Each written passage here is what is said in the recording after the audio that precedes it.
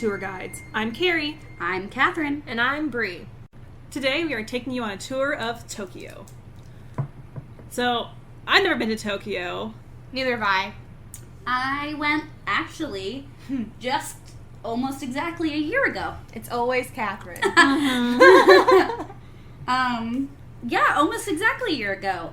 I did a group of students as part of work, and I took them over there for 14 days, and it is such a rich culture that is so efficient and hygienic, and they have products for literally any thought you could possibly have, and they're just done better.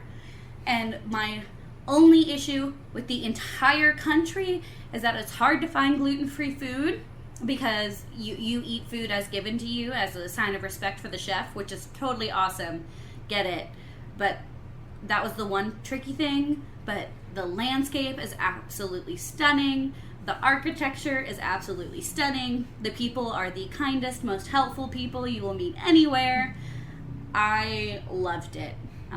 We did the onsen, which is the traditional Japanese hot springs, and you like shower before you go in on these little stools, and then you get in, and they're separated by gender because you're totally naked.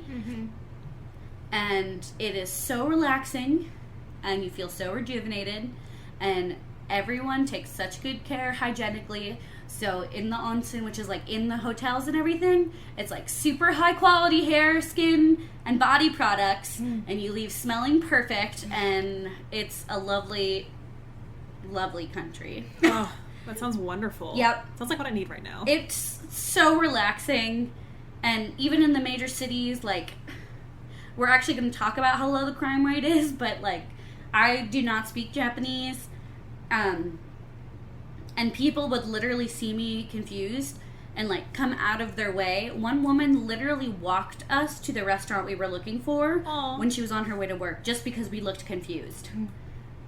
Like, if you leave something somewhere in Japan, they just put it back where they found it, and then, like, say, like, iPhone, you'll see, like, an iPhone on a bench, and it'll just stay there until the person comes back and gets it. Wow. It's lovely, and they love little poodles and Shiba Inus and munchkin cats, and everyone has them, and they're so perfect and adorable, and I love them, and Japan is so cool, guys. You should go. So relaxing. I love it. You know what else is relaxing? Alcohol. Yep. Which is where we're at right now. So, I wanted to give a little shout out to Zach, because he really wanted me to cover Japanese whiskey, because apparently they make really high quality whiskey. And beer, too. I've been down for the whiskey. Guys, if Japan does it, they do it well. So let's just throw that out there. I hate to feed into a stereotype, but it's not an incorrect stereotype. So. Especially if it's a positive stereotype. It's so positive. Everything they do is perfect as a society. But since we had whiskey drinks, I think the past 2 weeks. Whiskey drink? Vodka drink, sorry. Sorry. Because we had whiskey in Cairo, and we had whiskey in Boston. With the chowder. Yee. Did you see the Instagram? Oh, chowder! Also, Japanese whiskey, since it's high quality, is really expensive, and I was like, no. That's a long way to travel, too. Right? And also, y'all know me, I like wine. So we're covering rice wine, which is called sake. Pour it over rice. Please do not pour it over rice. So, it's different from traditional grape wine, and the fermentation process is actually closer to that of beer. So it's a nice little medium between wine and beer. I did a lot of research into the process of it. I will spare you, like, if I typed notes on this, it would have been 8 pages long. Oh, it's, like, beautiful. It's, like, beautiful tradition, and it is well respected, and if you travel places, even though I had a bunch of students, me and the other moms, chaperones, we'd all go and try sake in every single different city we went to, because they're all unique. And, like, we literally passed rice fields where they would use the rice to make the sake we were drinking. Yeah. Because it's, like, a science and an art completely combined into one. Oh, yeah, it was intense. So I'll spare you most of those details, but I'm going to cover just a little bit of it. So sake is Japan's national beverage, and it's commonly used during holidays and ceremonies or just day drinking. And there are actually different types of sake to celebrate different things. And so Catherine has a book from some of her travels that lists out some of them. So there's Hanami sake, which is sake you drink while admiring the cherry blossoms. Guys, Japan is so beautiful! And then we have Tsukimi sake, which is sake to celebrate the autumn full moon as an offering for a good harvest. Yay! I know. And then there's Yukimi sake, which is sake you drink while watching the snowfall. Aww, that's And seasonal sake. I thought it was beautiful. I was like, oh, this is... And all of those things are absolutely, like, ethereal because it's so beautiful in Japan. Yeah. So, fun fact, the origin of sake actually predates written history.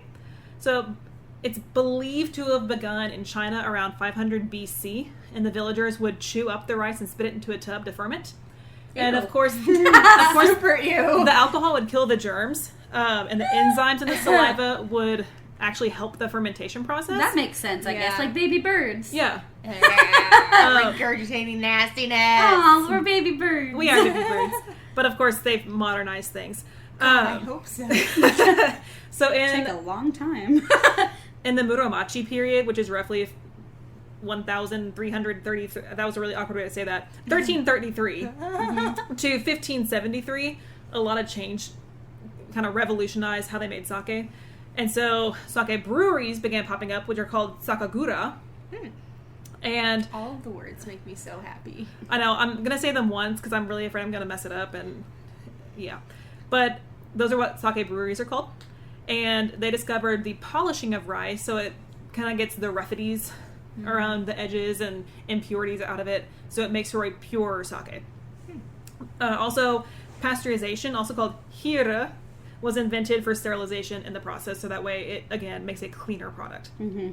So during the Edo period, which is when my story takes place, which is roughly 1603 to 1868, they refined the technique of distilling the alcohol and changing the flavor and reducing bacteria contamination. So we like flavors. At one point, there were over 30,000 breweries in Japan, but due to increasing taxes, most of them were shut down. And today there are fewer than 2,000 breweries. So that's fewer than 2,000. So, I mean, it plummeted. However, around the world, it is now becoming really popular. And surprise, guess what state in the United States is now brewing? California. Yeah. So, when you drink sake, you would traditionally have a tokuri, which is a tall bottle, and you drink out of a cup called a sakazuri, or okyo, which sakazuri literally just means cup, and okyo is roughly translated to just a little, according to Catherine's book, but I Googled it and it did not match up. So it's like a sipping cup. Right, so anyway, the cups are tiny porcelain cups. Yeah. They're really cute. I'll post some pictures on the Insta. They're adorable. And there are actual special tasting cups for those who are aficionados in sake. I am not, so we will not be doing a sake tasting. I'm sorry. But these little cups are called kikichoko, which have blue circles in the bottom to help you see the clarity and the color. Huh. Interesting. Efficient and beautiful. What did I say? Yes. There are warm and cold varieties of sake. To heat up the sake, you simply put the tokuri in boiling water until it reaches the appropriate temperature. You don't want it too warm, so we're actually starting off with a nice warm sake. It wasn't too hot. We did have to let it cool just a little bit, but y'all saw me. I just stuck the bottle in a pot of boiling water until it warmed up, with the cap off. Yeah. Side note, yes, so please be smart if you are heating up any sort of bottle. Open it up first. Also, Hi, Carrie. kaboom!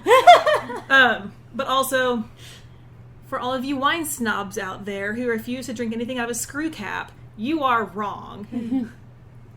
Reasoning why. Corks have holes. Therefore, they oxidize faster and can ruin faster. Also, you can have leakage in corks. You'll have far fewer leakages with screw tops. Yes, it is non-traditional. It is modernization. Suck it up, buttercup, and drink from a screw cap. The sound isn't as, I know, it's not as appealing, pleasing. but Our whatever. sake had a screw top, for those who are wondering where this and came it's from. amazing. Side note, we also have 3 sakes, and all 3 of them have screw tops. Yeah. Yay! So, according to... where was I at? Okay, so most modern sake is served chilled. According to sakeworld.com, most good sake should be enjoyed slightly chilled. Cheaper sake is served warm. Ironically, our most expensive sake that we were having today said to serve chilled or warmed, and it was the only one to say serve it warmed, which is why I served it warm. Well, when we go to Shabu Shabu, Oh, they have like vats of cheap sake. so literally my That next we bullet heat point up in my and notes Drink. was I can attest to cheaper sake being Yeah. served warm because it's literally $2 for a tokuri. during happy hour Yeah. at our favorite Shabu Shabu place. Also, shabu shabu, for those who don't know, is kind of like Chinese hot pot. You have a little boiling pot of water in front of you. You make your own broth by cooking different vegetables and meats in it.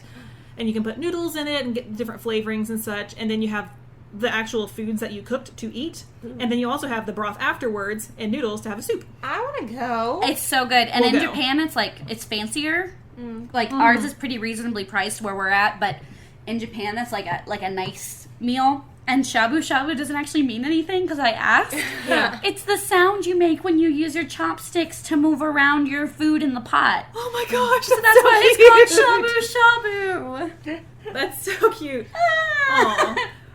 Man, Sorry for that little tangent about food, but y'all, we love food. that pumpkin in the Like- water. Oh, The pumpkin, I literally So can good. eat an entire gourd. Like, Oh, yeah. give me that pumpkin. and it's so good in the And peanut the sauce. cabbage. Cabbage is Who so thought good. cabbage could be that delicious? Not me, but it is. Yeah. Also, to bring it back to hot Sorry. and cold sake, it's fine. I love there's- food, guys. Yeah.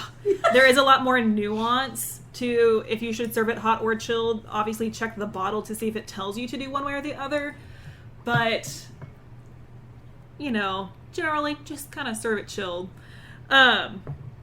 So, fun fact. When you drink socially, like we are right now, it's And customary always. to... Yeah. Y'all, I may sound like a raging alcoholic. I promise you, I only drink with my friends. And since we are in quarantine, that's like once a week. So, I promise I'm not a raging alcoholic. Yeah. So, anyway, it's customary to fill your neighbor's cup and have them do the same for you. Oh. And then as a cheers, you say, kanpai. Kanpai. Ready? Kanpai! That. Woo! And it's considered rude to fill your own cup because it hints that the host will not take care of you. Fun fact, Sake Day is held on October 1st. Aww. I love October. It's a wonderful month. Well, is a good and month. it's, you get to have your, what was it called? Let me look back at my notes. Hang on. You get to have the Tsukimi Sake. Aww, for the harvest moon. Fall is the best season ever. Also, people who speak Japanese, we are trying our best. Oh, okay? yeah, sorry. Sorry about it. We've told you, we're from Texas. We got our accents going on. We're trying. I'm from the Midwest, so that's a whole different level of ouch. We got accents going on. We are trying. So, like I said, we do have 3 sakes here today. We have the sake that I served warm. We have the sake that is being served chilled that we will have a little bit later. I bought it just for Brie because it's called Fuki. Yeah. All the fuck jokes. All of them. And She then searched hard, guys. I did. I really tried hard to not buy this, but it was really affordable. It was like $11 for this bottle. And I just couldn't say no. And then our third bottle is a flavored sake. I believe it's strawberry. I'll have to check. Cool. But Shabu Shabu has really good flavored sakes. They're all served chilled. And a lot of With this, like fresh fruit. Yeah, and it has the fresh fruit in there. Oh, it's delicious. That sounds amazing. And so, If you go to any 7-Eleven in Japan, they have like this cherry blossom pink bottle of sake. And they have this blue one. And they have like a pear one. I don't know. I drank a lot of them because it was like $5. Yeah. And we could walk to the 7-Eleven and grab a bottle of sake, and I sure did. yeah. Me and Leslie and Vera and Becky and Rupel. Shout out, ladies. Probably some of them will be on here at some point. So All right. So, there is our little tour of sake. And now we go... I'm struggling a little bit. I'm just really passionate about food, guys, and we're going to talk about omurice today. So, it is a Western and Japanese influenced dish that is pretty common in a lot of, like, Japanese diners. It's not a breakfast food per se, even though we would probably think of it as a breakfast food because an omelet is a big part of it. And it's actually really common on children's menus. So it is a simpler taste designed for younger palates, which is probably why a lot of Westerners can relate to this so well, because it is... Because we have unsophisticated palates. Well, it's different palates, right? They don't do sweet, like, in the morning at all, and that's something that we're really used to here. I need to move there, because I can't either. It's so... and a lot of their meals are all the same. So, like, you can eat noodles for breakfast, like, super regularly. So it is a little bit different. But what's so good about omurice is that it's literally fried rice with ketchup covered in an omelet. And there's So good. not much not to like about it. Yeah, it was good. So it's either a ketchup flavored rice, or I did a ketchup chicken flavored rice, and so I added chicken and vegetables to it. And you typically use soy sauce, but I used coconut aminos because gluten-free soy sauce is apparently something that they'd like stopped producing during the quarantine. Because I went to 7 stores and could not find it anywhere. Freaking Rona. So I did coconut aminos, which are supposed to be the same thing, and they're not. But I did my best. And they are not. And I used just a ton of ketchup. And it was very, very delicious. It was good. I don't even like ketchup, but it was amazing. Yeah, and you put ketchup on top in, like, little patterns. It was still really good. And it looks like a little boat when they make it. Mine did not look that pretty, but I tried really hard. Tasted really pretty. Yeah, so it's like so a good. very hearty, well-balanced meal. Because it's, like, mostly vegetables and eggs. So it's pretty healthy meal. I love ketchup with my eggs because I am from Pennsylvania and that's something that we do. So this was like not a stretch for me at all. And they do adorable little like prepackaged versions of this at the 7-Elevens there. And it's like a rice like dumpling cake almost because it holds together and it has a really thin omelet on top. Aww. And there's ketchup in the middle and it's delicious, and you can get them for like $2 at any 7-Eleven with your sake, and you get a awesome midnight meal, let me tell you. I feel like their 7-Elevens are significantly cleaner than ours. Their 7-Elevens are palaces, and, like, they're really reasonable. They have a ton of stuff, and they have, like, good local food for, like, people to grab. Like, it's really commonplace for, like, lunch for people working and things in Japan, and it's great for tourists because it's super great for, like, grabbing when you just land or when you're about to leave, or, you know, we were traveling so much and it was super easy to grab something quick because meals are typically a process. Like, a sit-down meal has multiple courses and there's traditions that you follow in order to eat them. So if you're short for time, which we were as tourists, we could grab street vendor food or something from the 7-Eleven if you just needed a quick snack. Do they have, like, weird hours? Like, so, like, when I studied abroad in Italy, pretty much everything is shut down on Sunday because Vatican and everything. Sure. Yeah. In Japan, the 7-Elevens, most of them are open 24 hours. Gotcha. So if you need something later, things do close pretty early. Other things, in Japan, gotcha. there's not, even in Tokyo, we would walk around late in the evening, and the only thing that are open are tourist place because people there typically don't have something going on. There's a lot of reflection on, like, family there, so that's like family time, right? But it's perfect for people who their jobs require them to be out late or something like that, and they do like fried chicken, they do noodle dishes, they do sushi that is way better than most stuff you can find here. I love sushi. So it's really awesome. They have little nori wrapped rice triangles with shrimp that are really interesting that you can just pick up and eat, and they actually have an emoji for it. The little triangle emoji with the green. That's what that is. So, and it's like a quick food. And I can't eat fried chicken, but let me tell you, KFC's and the 7-Eleven's fried chickens in Japan apparently hit different because my kids were But, like, it's, like, Japanese, too. Like, Japanese people, apparently, KFC is, like, a fairly popular restaurant, like, fast food place. So, it's fascinating. And if some of this is wrong, I apologize. I was trying to translate everything the best I could from what information I was getting. And we also had some mochi, which is just Trader Joe's mochi, because it's Carrie's birthday! Yay! So I turned 25, because I'm the baby here. Yeah. So we have some mango sorbet mochi, and mochi is glutinous rice flour, water, sometimes sugar, and sometimes cornstarch, and that's pretty much it. In America, a lot of places add flour to it, which is evil, because then I can't eat it. But even though it's glutinous, it does not contain gluten, and it is a magical texture that I honestly can't really describe. Delightful. It is delightful. It's squishy. It is squishy, but it's not rubbery. No. It can be. If I've had some rubbery mochi, but yeah, but I feel like that's when it's been like left out too long or something. So, there's traditional sweets called wagashi and mochigashi, which are traditional sweets. One of them is like little triangles, and I actually brought some of them back. They're frequently filled with red bean paste in certain areas, which is delicious. It's so good. You can also get like matcha or mango filled sweets. White bean paste is also really popular. And then there's something called daifuku, which is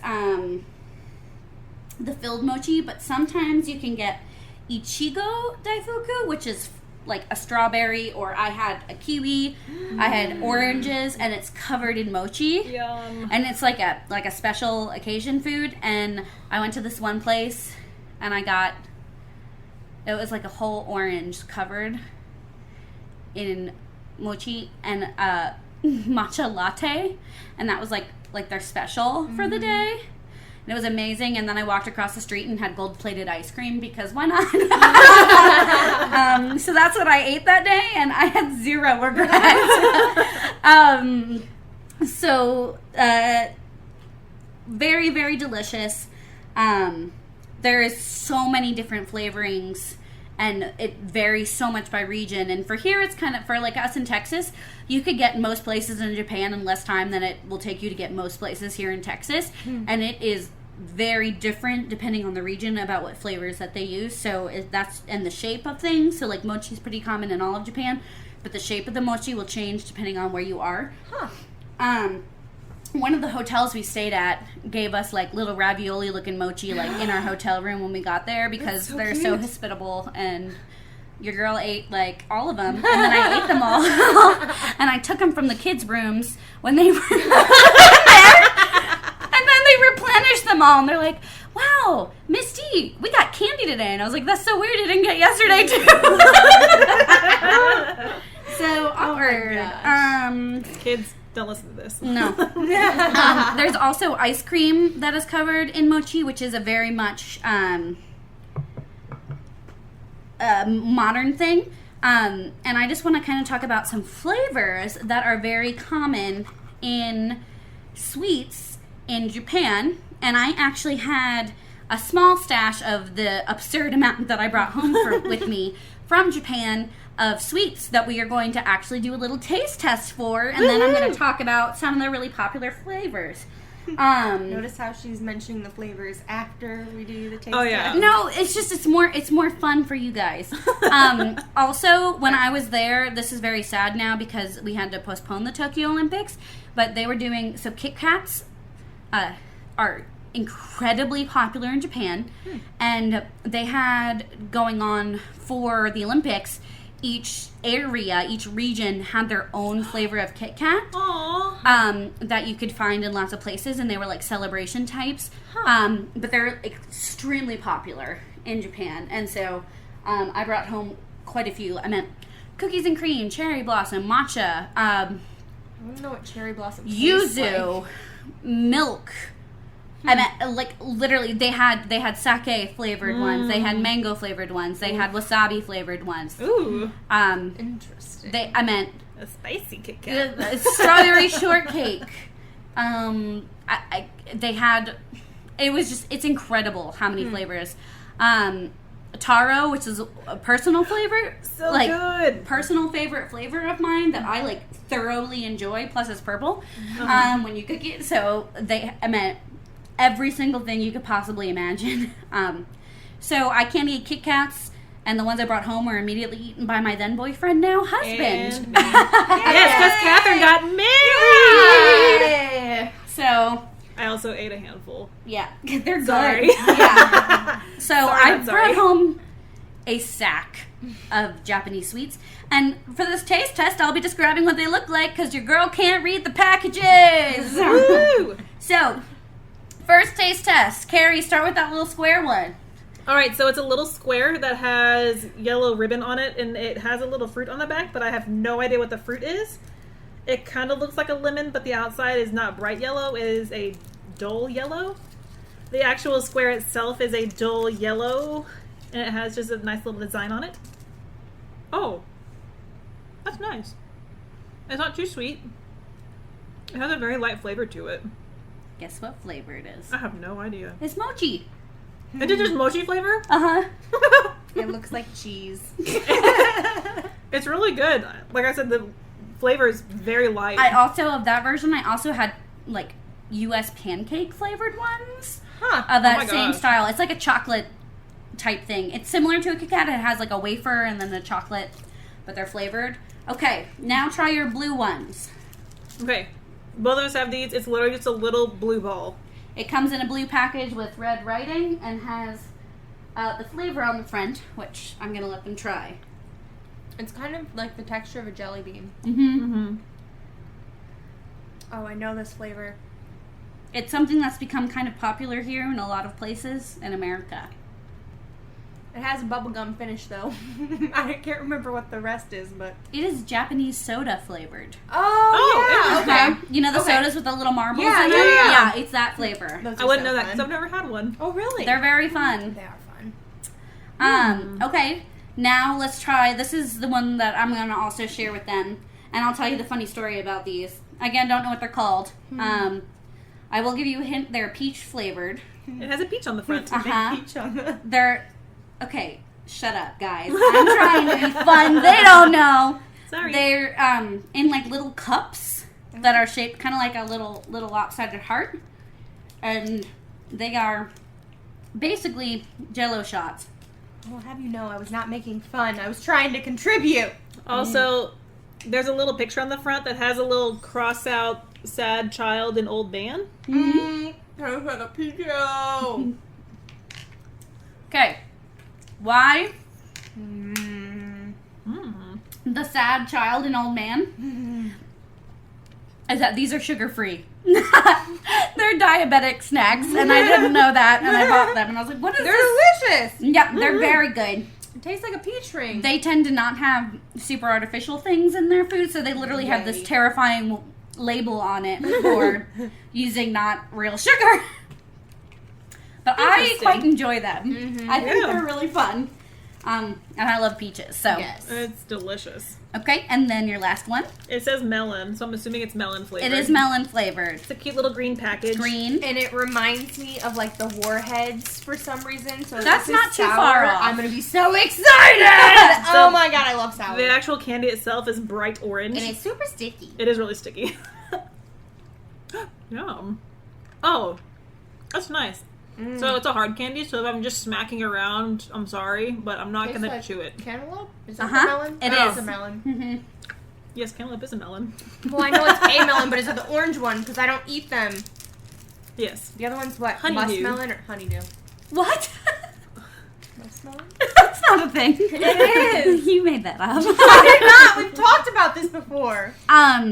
So two flavors that are really common, like fresh fruit wise, but don't have a lot of things flavored: strawberries and apples. Apples, there are tons of varieties of apple, like Fuji apples are literally grown in Yeah. Japan, but there's a lot of apples that are grown in Japan that are So things aren't flavored with apples, but you can get a lot of apples, and they're delicious. And also, they flavor things with milk a lot. Like, milk is considered a sweet drink. Milk tea. It's delicious. Mm-hmm. But they'll do, like, milk-flavored soda and things. Interesting. Yes. But, yeah. And they do have a lot of sour I love sour candies. So, yeah, their candies are very brightly colored, and they have a vast array of flavors. So my favorite thing, they're matcha chocolate covered almonds. Oh my gosh.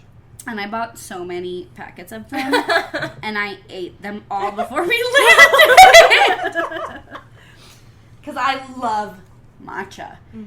We did a traditional tea ceremony, and I wore my kimono that I bought at a thrift store. And I was feeling like in Japan. I bought it at a thrift store in Japan, and it's black and pink, and I loved it so much. And I will drink matcha all the time. And some people say it tastes like dirt, and you know what? I don't care. It kind of tastes like grass, but it tastes like good grass. I love it. It is good. It is good. I like it. Yeah. Yep. And I still have matcha that I bought there that I whisk up and make lattes occasionally. But yeah, Delicious. So that is my food segment. Japanese food is so diverse and so important and precise that I cannot even pretend to be an expert on anything, but I do enjoy eating it. So I liked what we had today, that's for sure. Yeah, that was excellent. Okay, so Tokyo is actually the world's largest metropolitan area based on population. It has over 13 million people just living in the city center, and over 35 million people in total. And it's over 5,200 square miles, but over a third of that is natural parkland, which is Wow, that's awesome. Yeah, that's amazing. So Tokyo, it means Eastern Capital, and it started off as a small fishing village named, Carrie said this earlier, I don't know if it's right, Edo, which translates to estuary. It's said to have been settled around 3000 BC, and Edo Castle was built around the 1450s. It grew to become an important and influential place because it was the base of power for more than 250 years for the Tokugawa shogunate, and this period was known as the Edo period. Saying Edo just sounds weird to me. I don't know, because I think I knew a person named Edo. Anyway. My name's Edo. Hey! By the 1720s, there was a huge population boom, and it put it at the top of the charts as one of the largest cities in the world. Tokyo isn't Japan's official capital simply because there aren't any recorded rules saying it's this official capital. So there's an argument between Tokyo and Kyoto as to which is the true capital. And Kyoto was once the imperial city, so they think it should be the capital because they have more right to it according to them. But the name wasn't officially changed until the shogunate period ended in 1868, and the new emperor made the city his new residence. Men have pretty much ruled exclusively since around 660 BC, with a few empresses thrown in the mix to keep things interesting. Woo! But they were the exception, not the rule, of course. The throne is called the Chrysanthemum Throne, which is exciting. That's so cute! Right? So why aren't there more empresses? Come on now, you got a flower for the name of your throne. Get it together. it's a lion flower, though. Well, whatevs. We're lionesses. Yep, Yeah. that's true. Rar. Yes, roar. The emperor that took the throne in 1989, Akihito, went to university with Yoko Ono, the artist and musician. Yeah. Which is interesting. In 1923, because we always have to make it dark, so prepare for all of the depressing things, there was a major earthquake called the Great Kanto earthquake of Yokohama that decimated almost half of Tokyo, killing not quite 150,000 people, and it was actually the second deadliest. Some of you may actually remember the first, as it happened more recently in 2011. Yeah. And that was the earthquake that set off the tsunami. Yep. I believe it was called the Tohoku earthquake. Yeah, because Japan is volcanic islands, so there's a lot of fault activity there. Yeah. So, with that, around 45,000 of Tokyo's population tried to take shelter by the Sumida River to escape the ever-approaching flames. but apparently a, quote, 300-foot tall ball of fire engulfed the area. Oh. Rough. There were only around 300 out of 45,000 survivors. And fire and rescue workers had a lot of trouble containing the blaze because a lot of the water mains got demolished too. Mm-hmm. And then there were the reprisal killings because apparently there were rumors going around that Korean peoples were looting as backlash for the 1910 annexation of Korea. And so more than 5,000 Korean people ended up being killed as a result of the false rumors. Oh, man. So it was a whole mess.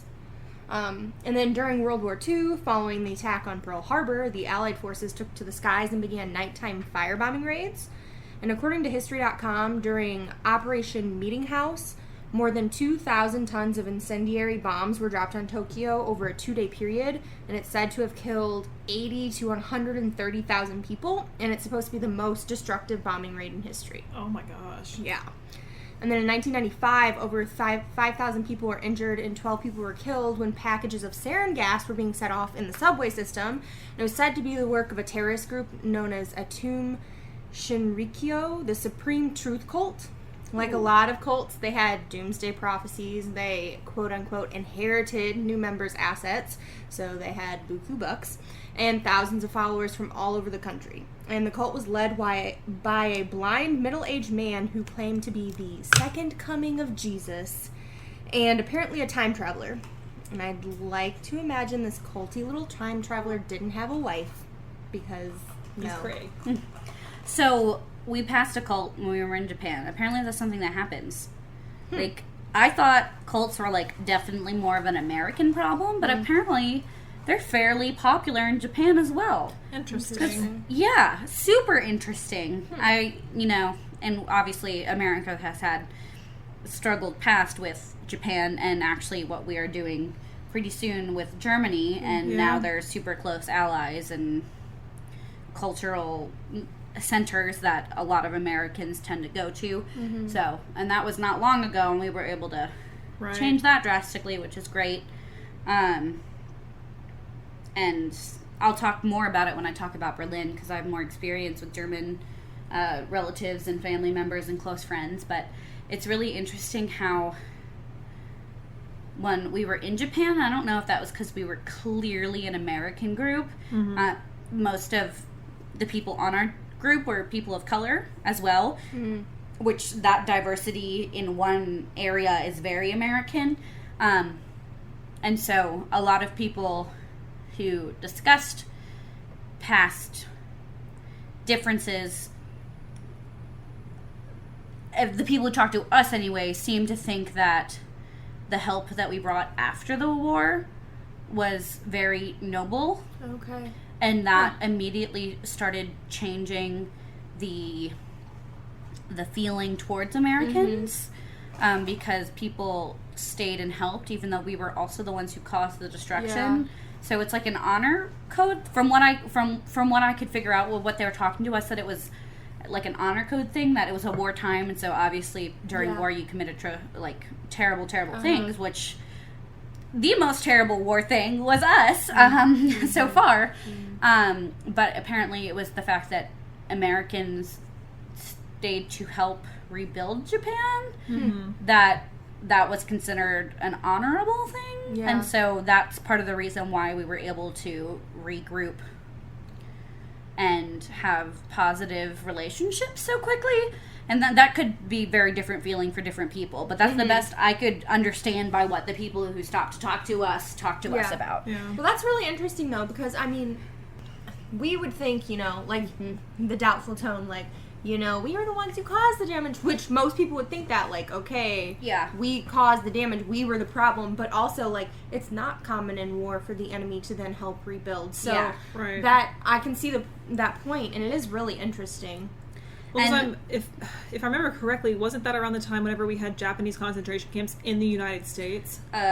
Japanese, during World War II, because Japanese Americans were considered possible spies for Japan. And so, of course, in America, that ripple effect lasted. And so the fact that the actual country of Japan, wanted to see the good in Americans rather than fault us for literally imprisoning people. and torturing. With no provocation. Yeah. Right. Especially Hey, in that sounds California, familiar. Like all of the freaking California, and there's been a movement of Asian American and specifically Japanese American plays on Broadway, which is something. And George Takei wrote a play about his childhood experiences in a Japanese internment camp in California. Wow. It's not that long ago. It is recent history, and Japan has a huge number. I think it's the highest number of people who are over the age of 100.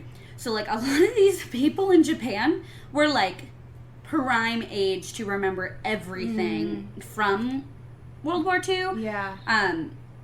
So, I don't know. It's very interesting when you go visit countries that are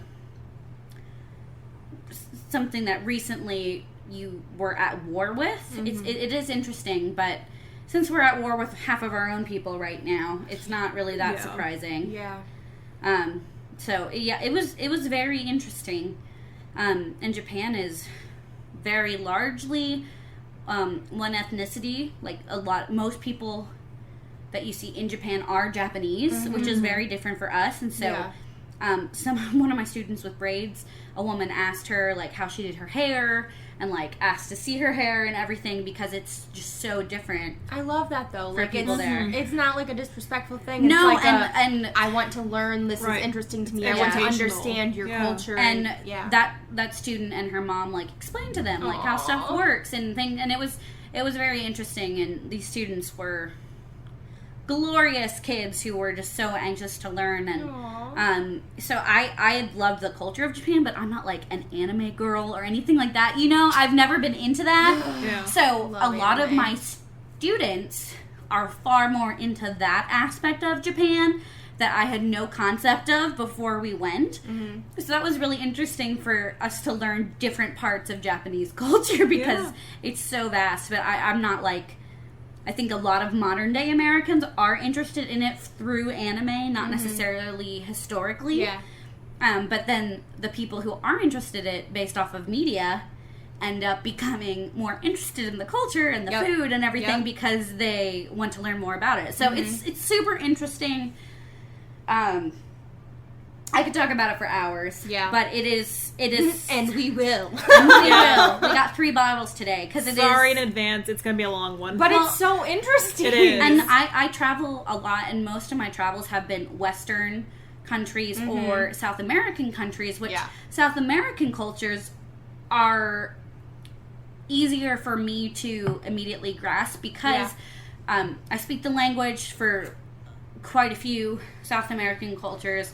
I traveled, like when me and my now husband were in Ecuador last year for 3 weeks, we were traveling with a family who were from Ecuador, and so we were able to like stay with their families and learn exactly how everything's done there right off the bat, speak their language right away, you know, so it was much easier for me to grasp how daily life was, which I think is super important when you travel. And so Japan for me was so unique because huge aspects of it are completely different, and I think quite a few of the things that they put focus on that we do not here in America could do us well. See, and when I travel, that's what I want to. Like, I want to understand the day-to-day lives and, like, their culture. And that's why when I was supposed to teach English in a foreign country, I didn't choose a South American country because half my family, you know. And so I was supposed to go to Japan, and I was really excited about that because, like, I wanted to learn the language and, like, full immersion, and all that in the culture. But, yeah, I'm going to have to do that still someday. Yeah. It's super interesting. And like I said, we were on a tourist group, right? We were trying to get highlights of an entire country in a short amount of time. But people came, like, locals sought us out to talk to us. And I think they were super impressed by how young my students were. Like, we did a Buddhist meditation for an hour. And those kids did not move, did not talk. One of my students got a nosebleed and still sat there for the rest of the hour-long meditation because she didn't interrupt the monk. So, like, I think people were impressed by how willing they were to learn and were really excited to share what they had to share with us. Yeah. So And that's what's important, I think, most. it was in a travel beautiful experience Yeah. because I was worried, we were eating takoyaki. It's like octopus balls. Like octopus, like dough ball things. And it's really cool how they make them. They like flip them. And I was like, I don't know if these little American kids from Texas are gonna, and they're all sitting there like shoving octopus balls in their mouth, taking pictures, and I was like, never mind. Okay, cool, perfect. Proud of you guys. There's like tentacles like sticking out of their mouths, and they're like, woohoo! I'm like, okay, proud of you. That's great. Okay, so cult leader. This dude was a bad mamma jamma, as cult leaders often are. Yeah. They found With plans. a smile. Honestly, to rob you of all of your charm. assets. Yeah. Yep, charming sociopaths. Yep. For real though. But they found plans to buy nuclear weapons from the Russians. Oh. Hey guys! Hey. Look at that. Anyway, at one of the cult's compounds at the base of Mount Fuji. And cops found one of the top cult leaders, but he was stabbed to death by someone who blamed him for the sarin gas attacks when police tried to take him into custody. Oh. But don't fret, because they find more cult leaders. Oh. Hidden in little bunkers within the compound at the base of the mountain. So they kept finding these little secret rooms, and that's where the top leaders of the cult would be, until finally they found the cult leader and were able to arrest him and charge him with murder. So, to end the history portion on a lighter You're note... just stepping on my toes a little bit there, Brie. Oh, she looked under the table. My dog was stepping on things. And I was like, your feet are on this... No, it's so cute. What, with the cult leader? Yeah, because you said for murder. Oh, and so yeah. I said, you're stepping on my toes and you look under the table. I was like, I'm so confused. Your feet are on the chair. Just so y'all can visualize, the mic is up on a little coffee table. Bree and I are sitting on the floor, and Catherine's feet are up in a chair. And so Bree and I both looked under the table to see where Catherine's feet were. Yeah, because Tango confused us. I'm sorry. That was only half actual Spanish. I was trying to make a joke and it just went over heads today. But Bree's dog was also under the table, so we were both looking at it. I thought she was doing something bad. Okay. No, Mavis is keeping an eye on her. She's not going to do anything. Okay. Lore. Oh, wait. Lighter note before the lore. Okay, good. McCartney. We're going McCartney, guys. So in 1980, Paul McCartney was arrested for carrying almost half a pound of marijuana in his bag when he arrived at the airport, which landed him in jail at the Tokyo Narcotics Detention Center for 9 days. Oh my god. He could have been given a 7-year prison sentence and charged with smuggling, but he just got deported and didn't even have to make a court appearance because he was a celebrity and would have caused major distractions around the jail and in the courtroom due to his status. They said people in the jail kept singing his songs and whatnot. Classy. So, yeah, he claimed it was all for his personal use, and in one interview said he'd probably done it to give him a reason to, quote-unquote, break up the band, which was Wings at the time. But at another point, he also admitted that he knew he wouldn't be able to find any in Japan, and it was too good to just flush, so he took it with him. Oh no. So he should have suspected to get caught, though, because he'd been arrested previously... Or no, he'd been denied entry visa for Japan previously due to a number of prior drug arrests. Yeah, Japan has extremely strict laws. And he's like, I'm just going to carry in half a pound of weed, guys. So they have extremely strict laws, and people follow them. It's like this crazy concept. What? Weird. Yeah. Following the rules? Except for, so I almost didn't get to go inside the onsen, because tattoos are not allowed in traditional ones, because it reminds people of the Yakuza, which is the Japanese mafia. Yeah. So I have like all of my like nerd tattoos, and I was like, can I still go in? And the lady at the desk was like, yes, it's for everyone to enjoy. I was like, thank you. I'm not Yakuza, I promise. Dude, speaking of mafias, though, I can't wait until we do something in Russia, because we're going to talk about the Bratva! Okay, sorry, we just peeked like a motherfucker. Yep. Da. Okay. And we're going to speak all of the Russian we know. Oh, then we get a vodka, which is my favorite, so. Da. Actually, niet for me, but... I love vodka. Okay, I can't. continue. Well, we're having vodka for next week's. Yes. I have to check. What are we doing, LA? Yep. Glad you knew that, because I didn't. All I know is that I'm making tacos. Ayo! And we're having martinis. But there's a fun story behind this one. Ooh, Are okay. they dirty? No. Yeah, okay. Tell her. I don't tell us about spooky. Okay. So the monsters, the lore, the legends are collectively called yokai. It seems to be a blanket term for monsters of Japanese folklore, but Catherine's gonna love this one. The kitsune! I knew it! Kitsune! Fox spirits, Yay! We love the foxy spirits. Also, I just love foxes in general, those clever little so cute. fuckers. Their laughs are so scary, but I like it. They're like, so cute and they're so smart. They're so smart. Okay. So kitsune is the Japanese word for fox, but it is also a name. Kitsune was a trickster, and who doesn't love a trickster? Mm-hmm. Shout out to Loki and Norse mythology and the Marvel movies. Yay! Yay! Okay. Anyway, Kitsune, the trickster, is well known for mesmerizing people, divining, kind of like making predictions or prophecies, for those of you who don't know, which is not us, because we like the weird shit. Yep. Conjuring mystic fires called kitsunebi? Kitsunebi? I don't know. And shapeshifting. Kitsune are often known for shapeshifting into the guise of a beautiful woman to seduce unsuspecting men. So are you a kitsune? Me? Aww, thanks, Carrie. You're welcome. Got you. Where are my unsuspecting men at? Speaking of creatures being tricksters, my cat just decided to hiss at Nita. Behind my back. She snuck around my back. She is. Are you a kitsune? Kitsune. She's a beautiful woman. Mavis, are you a kitsune? She's not there anymore. She's a beautiful little cross-eyed woman. How many tails you got? Girl, turn around. Let me see. Oh, we're going to get to that. Yay! Okay. See, we know. Kitsune are associated with the Shinto god of rice, Inari, so you can find their statues. Ice or rice? Rice this time, Carrie. Yay! So you can find their statues at Inari Jinja? I don't know. There are J's, not G's, but Jinja. With red and white painted eyes and teeth on their stone figures. I've been there. I have a squishmallow shaped like him. Oh, I don't know what that is. A squishmallow? It's a pillow, but it's like... It's a specific type. It's like a special pillow, and I have it. It's a little kitsune. I want a kitsune.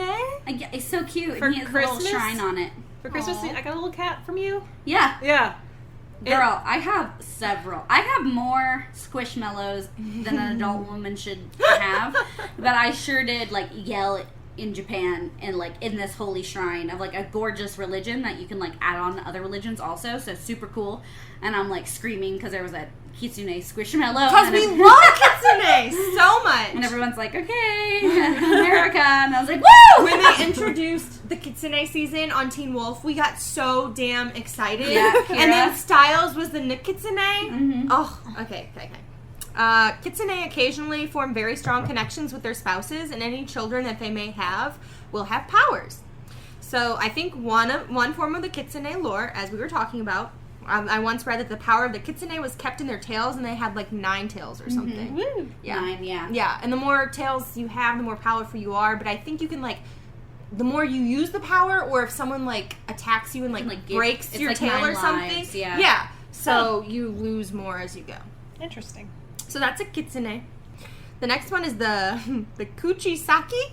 The what? The kuchisaki. Not coochie sake. That would be disgusting. You know, some beers are made with vaginal yeast. or beard yeast. Yeah. That's disgusting. Thank God I can't drink beer. Okay, continue. Okay. I think it's the kuchisake onna.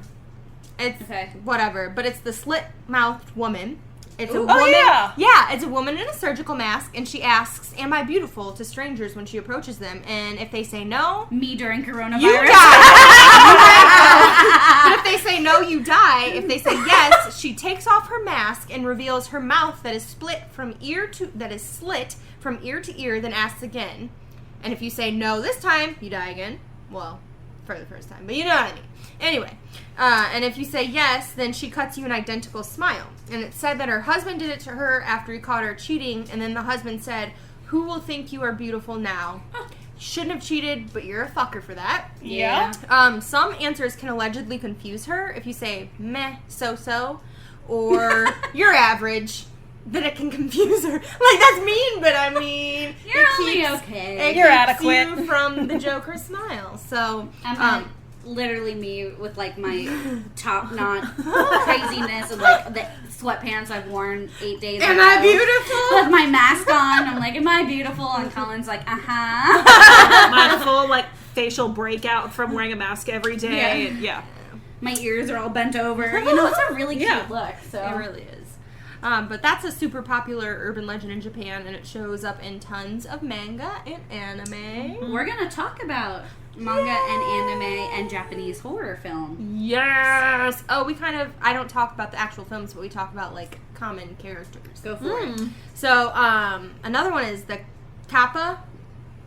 It's mostly friendly. They live in rivers, lakes, and ponds, and they have, quote, big eyes, goofy beaks, and distinctive crests of hair. That's adorable. I know, right? Oh my god, that is so cute. They're also said to be green and reptilian, and they were seen as dangerous carnivorous creatures during the Edo period and were said to be able to drag kids into their watery homes where they would tear open their bodies to feast on their livers. A koi fish sucked on my finger.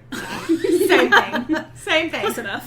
I Finger, said, come here, liver. fishy, and he let me pet him, and then he went, and I screamed. I hope that sound effect shows up on the recording. Also, a pigeon like landed that. in my hand and I have a picture of me holding a pigeon because I had my hand out, and he just landed on it, and I scream, and my mom got a picture of it. That's fantastic. I was like, ah! What is it with us when we go to foreign countries? Animals just like... Animals always just land on me and Yeah! stuff all the time. It's because I'm a witch. Same. I had a coral snake slither across my foot in Mexico, and it didn't bite me or anything. I literally can hold up my finger, and like butterflies will land Yeah. on my finger, and people don't believe I can do it, and I'm like, and I just hold my finger up, and like it happens all the time. It's super creepy, so my mom tells everyone I'm a witch. I don't know if that's the only reason she does that, but I mean, I had a bird poop on my car even though it was covered. Does that count as witchcraft?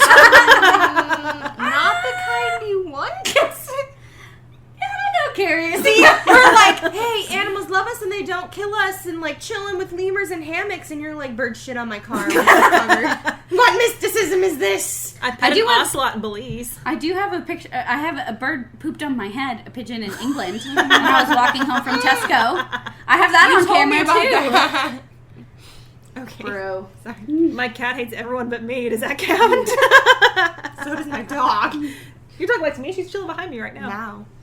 We're improving. She's blind though. She's- Does she know, Carrie? She's getting more Am I social beautiful, like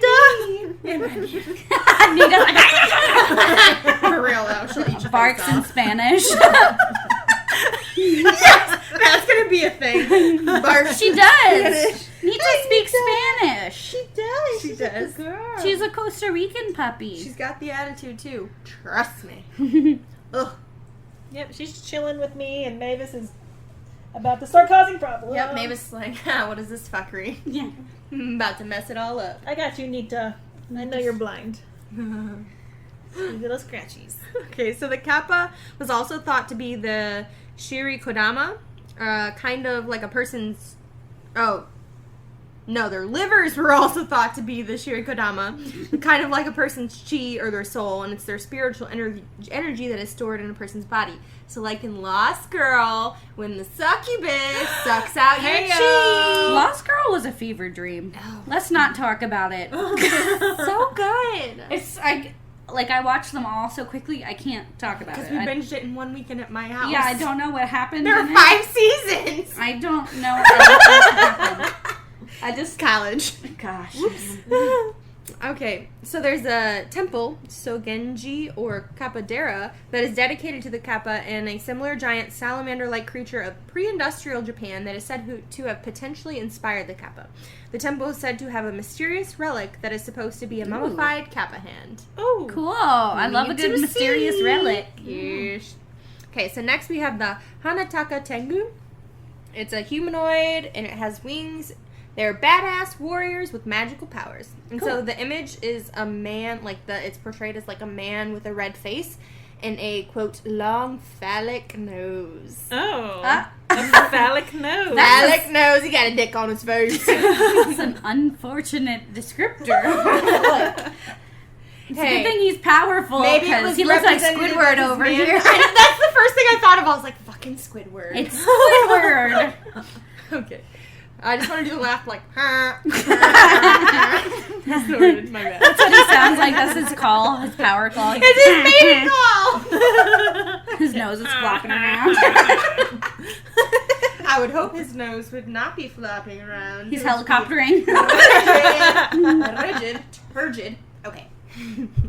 Oops. Older accounts sound a lot like our present day stories of alien abductions. Oh. I mean, Oh like my that. God, I love aliens. So they would mesmerize and kidnap humans, and it said that their nesting grounds are at Mount Takao, on the outskirts of Tokyo. Side And note, your dog is snuggling with me. Thank you for sharing. She loves me. She had to get that in there. I did, since we were talking about it earlier. I'm a witch because Nita loves me. That's fair, though. You're a bruja. So people still claim to see weird things there even today. Now, the Yuki Onna, a woman beautiful and snow white, she could freeze men to death just by touching them. So does this sound Into like... Into the gosh. unknown! or like Rogue from X-Men. Into the unknown! Into the unknown! Don't damn it. This edit is gonna fucking kill me. It's not that bad. Nailed it! Sorry, I pulled a Disney, bad don't Amy. sue us. Was that less than 6 seconds? That was less than 6 seconds. It was broken up. As long as it's less than 6 seconds. It's my girl, though, Elsa. Yeah. Okay, so they were known to roam the Japanese Alps. R.A. Onna is said to be her sister spirit. She looks like a, quote, despondent woman in a drenched kimono with soaking wet hair plastered to her face, constantly licking rainwater from her hands. That stopped the words. That's terrifying. I know! I got distracted by the quote and I forgot how to say Kimonos quote would be unquote. heavy when they were wet, I too. know. Dang, Yeah. girl. And she's licking rainwater from her hands. She's like, I think that's what else are you going to do with it? If there's just rainwater constantly on you, I'd try and get it off, too. Sure. Maybe she, I don't know. Girl, you scary. But she's said to go to villages at night to steal children. Oh, And yep, they she's were scary. Yeah, they were both believed to have started as minor weather deities in Shinto faith. Oh, interesting. Yeah. It's raining men. Hallelujah. It's raining men. They're the weather girls. Amen. Yes. Hi, we're your weather girls. And have we got a show for It's you? them. It's them. Oh my gosh. Incredible. Okay, next we have the Kirin. Absolutely soaking wet. That's why she has to lick the No, rainwater. no. No, she has to lick the rainwater off her hands so she can clap. Okay, well done, well done. Took me a while, but I got there eventually. Okay. Moving on from the rainwater. Now we have the Kirin. They have an ox's tail and dragon-looking scales, but they're supposed to look like a deer and be surrounded by mystic fire. Cool. Fancy. They're supposed to be similar to the unicorn, Oh. and they bring peace Very and good fancy. luck. And Mystic Fire. Badasses. That's Right. what those guys are. Yep. And deer are really pretty. Mhm. So, good for them. Dragon, deer, fire, unicorn. Okay. Now, so That's a the perfect combination That of things. is. They're incredible. okay, so the next thing I have is a really big quote, but you guys just have to understand. So the Edo period Japan was originally a rigidly patriarchal society, and behind the feudal status of women as the husband's property, Eek. this is why it's a quote, because I had to quote all I of meant this fuckery. literally in almost every single culture on the planet. I So, know. continue. I know.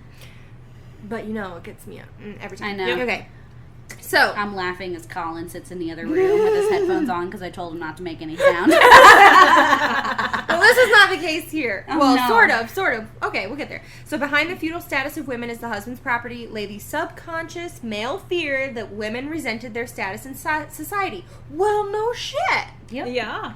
So this was carried over into the realm of the supernatural, with countless stories detailing female spirits returning from the dead and exacting a horrific revenge on the men who had wronged them. Good. Yeah! That ties in with mine. Okay. So some of these women of lore include the Kajoro, So think The Grudge. Okay. Said to have haunted the red light district. Ooh. Because awful men. Yep. Female ghosts with long hair that cover their face, wearing a kimono, and they would approach men and strangle them with her head of hair. So there's 3 different distinct styles of Japanese theater, and I'll cover one of them in mine. okay, kabuki. Yeah. Okay. I left that out intentionally. Okay, because there is a character that's similar to that in kabuki. Oh yeah, they talked about okay. it. But no, like she would literally strangle them with her head of hair because her whole head was made of hair. There was no face. It was just Oh my god, it's Rapunzel. hair. We got Elsa and Rapunzel. Or The Grudge, but yeah. Flower, gleam and glow. So, other haunstresses, and yes, my thing said that was not a word, but I just made it a fucking word because it should be. I want a shirt that says I'm a hauntress. Yes. I want a shirt that says I'm a hauntrix. Hey-o. Okay, good. Mind the shaft. Beware the shaft. Yes, it's Beware the Shaft. Beware the shaft. TM. All of the good things. I'm a Hauntrix. Beware the shaft. I want Yes! that on a shirt. Yes! Yes! Okay, I'm so proud right now. Okay. Can we make that our header on something? Yes. Okay. We're all Hauntrix. Wonderful. I approve. I approve this message. Okay. Other haunstresses of the red light district include the Kage Onna, only seen as a shadow of a woman from the corner of your eye in a dark room, which is terrifying. Yep. Yeah. And said to be mournful looking. Oh. Then there's the Taka Onna. Think the mom from The Incredibles, because she could stretch her body to look through like high windows and scare the shit out of people. She would like interrupt like coitus Mrs. interruptus with couples and stuff and scare them. So yeah. And then there's the Kara Onna, and for some reason I want to say the Shakira Onna for this one every single time because it's Kera. Shakira. And so I'm like Kira Onna. Yeah. So Do her hips lie? Well, I don't know. They don't talk about her hips, but she laughs like I do, guys. So she would cackle in a super condescending way all of the time until she drove men insane. I was like, it's me! Oh my gosh, she's incredible. Isn't that the most like perfect description of Cackles me in laughing? a condescending way until men go insane. That wasn't the exact description, but No, like, that's it. She's Yep. perfect. I was like, it's me. We'll keep her. Incredible. So she's my favorite, and I relate to her so much. She sounds pretty cool.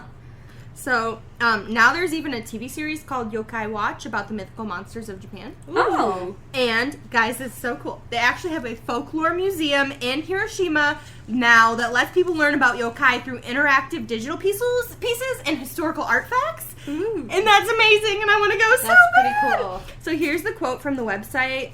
The link is from the Japan Times, and it'll be listed in the sources in the blog. But it's on the yokai exhibit. The Miyoshi Mononoke Museum, or formerly the Yumoto Kyoichi Memorial Japan Yokai Museum, opened in the city of Miyoshi after Koichi Yumoto, a 68-year-old ethnologist and yokai researcher in Tokyo, donated some 5,000 items from his collection in 2016, and I want to meet him. So, Wow. That's so Yes. cool. Yes! Here we go. Yeah, That's what I didn't said. get there when I was...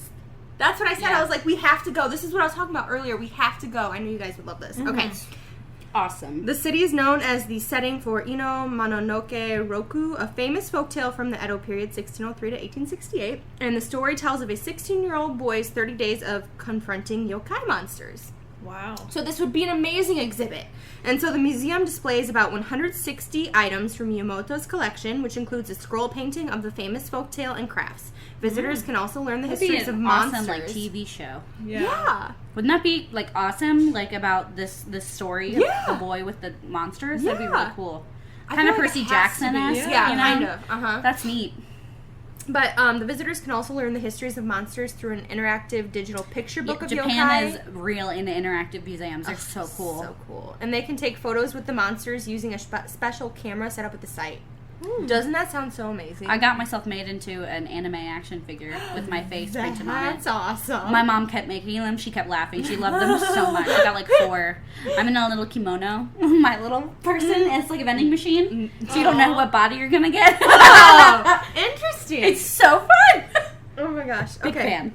So here's my last note. I don't have time to go over this because I've already taken a lot of time. But check out the link in the blog source list to the National Gallery of Art's Animals in Japanese Folklore. It's a super interesting breakdown of symbology of animals and the corresponding lore. They have cave salamanders in Japan that get like 8 feet long or something insane. Wow. They're just big, chunky boys, and they're so cute, and they live like really long time. Mm-hmm. Like a really long time, and they're salamanders, which is like a basis of a lot of their lore. But they're like giant. the kappa and stuff. I get it, man. They're huge. They look like logs. What was Jackson in Teen Wolf? A chimera? Okay, that's what I kept thinking of, and I was like, it starts with a k sound, and I couldn't remember if it was similar or not, because he's a big old lizard boy. Yeah, I think he a different lizard. Yeah, he is. That's Greek. Yeah. Yeah. So I just remember update what he called. on Nita. She's asleep on my leg. She's sleepy. Okay, so Nita's about the size of my thigh, and she's just laying on my thigh. Her thigh's not that big. She's a cute little dog. All right, I'm gonna stop us so we can drink our drinks and get new. All right, so we actually just took a little bitty break to refill sake. And sorry, earlier I was wrong. It was not strawberry. It was peach. Mm-hmm. And so we are now indulging in a peach sake. It's chilled. It's refreshing. It's delicious. I'm happy with this Yes. latest. Very good. update. It's very summery. And once again, it tastes like a peacho. Mm-hmm. Yes. Also, It's update. clear, and it's very... I like clear things. Yes. I think it's very visually pleasing when the liquid is clear. It looks so refreshing, you know? Can you tell she likes vodka? I was talking aesthetically, breed. Aesthetically. I'm talking aesthetically. But I do like vodka, that's correct. Yes. And tequila. Yeah. I do, and I like blancos or silver tequila, Mhm. so maybe you're onto something. I'm a tequila girl, through and through. So update, even post-break, Nita is still laying on my leg. Also, I can't really feel my hip right now. Welcome to my life. This is why I'm like, oh, It's half my natural. vagina's asleep. She's Yeah. an infant. She needs constant snuggles. You're Yes. not wrong. So we might have to do a second Tokyo episode because I really wanted to do the Sunshine 60 Tower because it's like We'll do a greatest hits episode. Maybe we can do like a greatest hits part 2. when we of like anything stories that we didn't get to tell. Yeah. Because like when I'm in Colorado, maybe we can do that. Oh, yeah. Mhm. Okay. Because it was intense and I would really want more time to do the research on it because Okay. oh my gosh, there's so much happening there. Cool. So instead, I'm covering the Owa Inari Tamiya Shrine.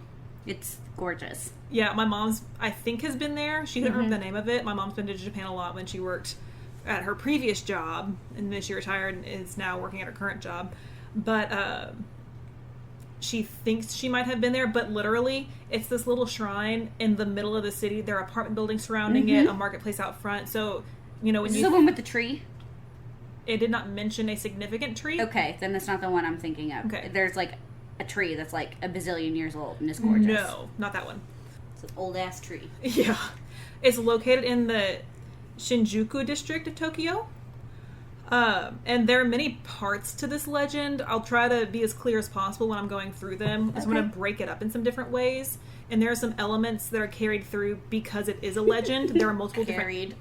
Ha! That's your That's name. my name. Guys, we're not even drunk. No. Right. This is just us. So we pointed out in our break to each other that this only has like 8% alcohol, which is, again, the combination of wine and beer. It's the happy little medium between.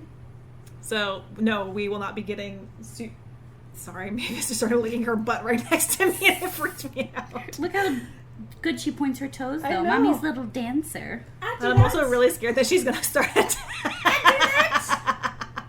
And now Brie is pointing her toe. I'm flexible. I don't even remember what I was saying. The shrine. Oh, yeah. Oh, yeah, multiple different portions. So I'll go through the main story. However, there are lots of different tellings, so I'm going to try to be as clear as possible with the different tellings. Okay. So yeah, it's based on real events. And here we go. So it's the legend of Oiwa. If I'm saying that wrong, y'all, I'm sorry. It's going to be Oiwa this whole time, so if that annoys you, I apologize. So Oiwa Tamiya was born into a well-off family, and it was believed that was an offshoot of the Tokugawas, or the shoguns of Japan. Mm-hmm. So, beginning number 1, a samurai of questionable background named Iemen, which, if I accidentally say lemon, it's because the capital I, looks like a lowercase L, so it looks Maybe like... that was his nickname. We don't know. Right. So, Lemon wanted to marry Owa. But her father, it looks like salmon, but not like... It's semen. Well, Samon. Salmon. Anyway, her father said no. So, Iemen killed Samon and married Owa anyway. Mm-hmm. Option number 2 for the beginning, Owa was already married to Iemen, and they were unhappy in their marriage, so Owa tried to leave Iemen and return home to her family. Mm-hmm.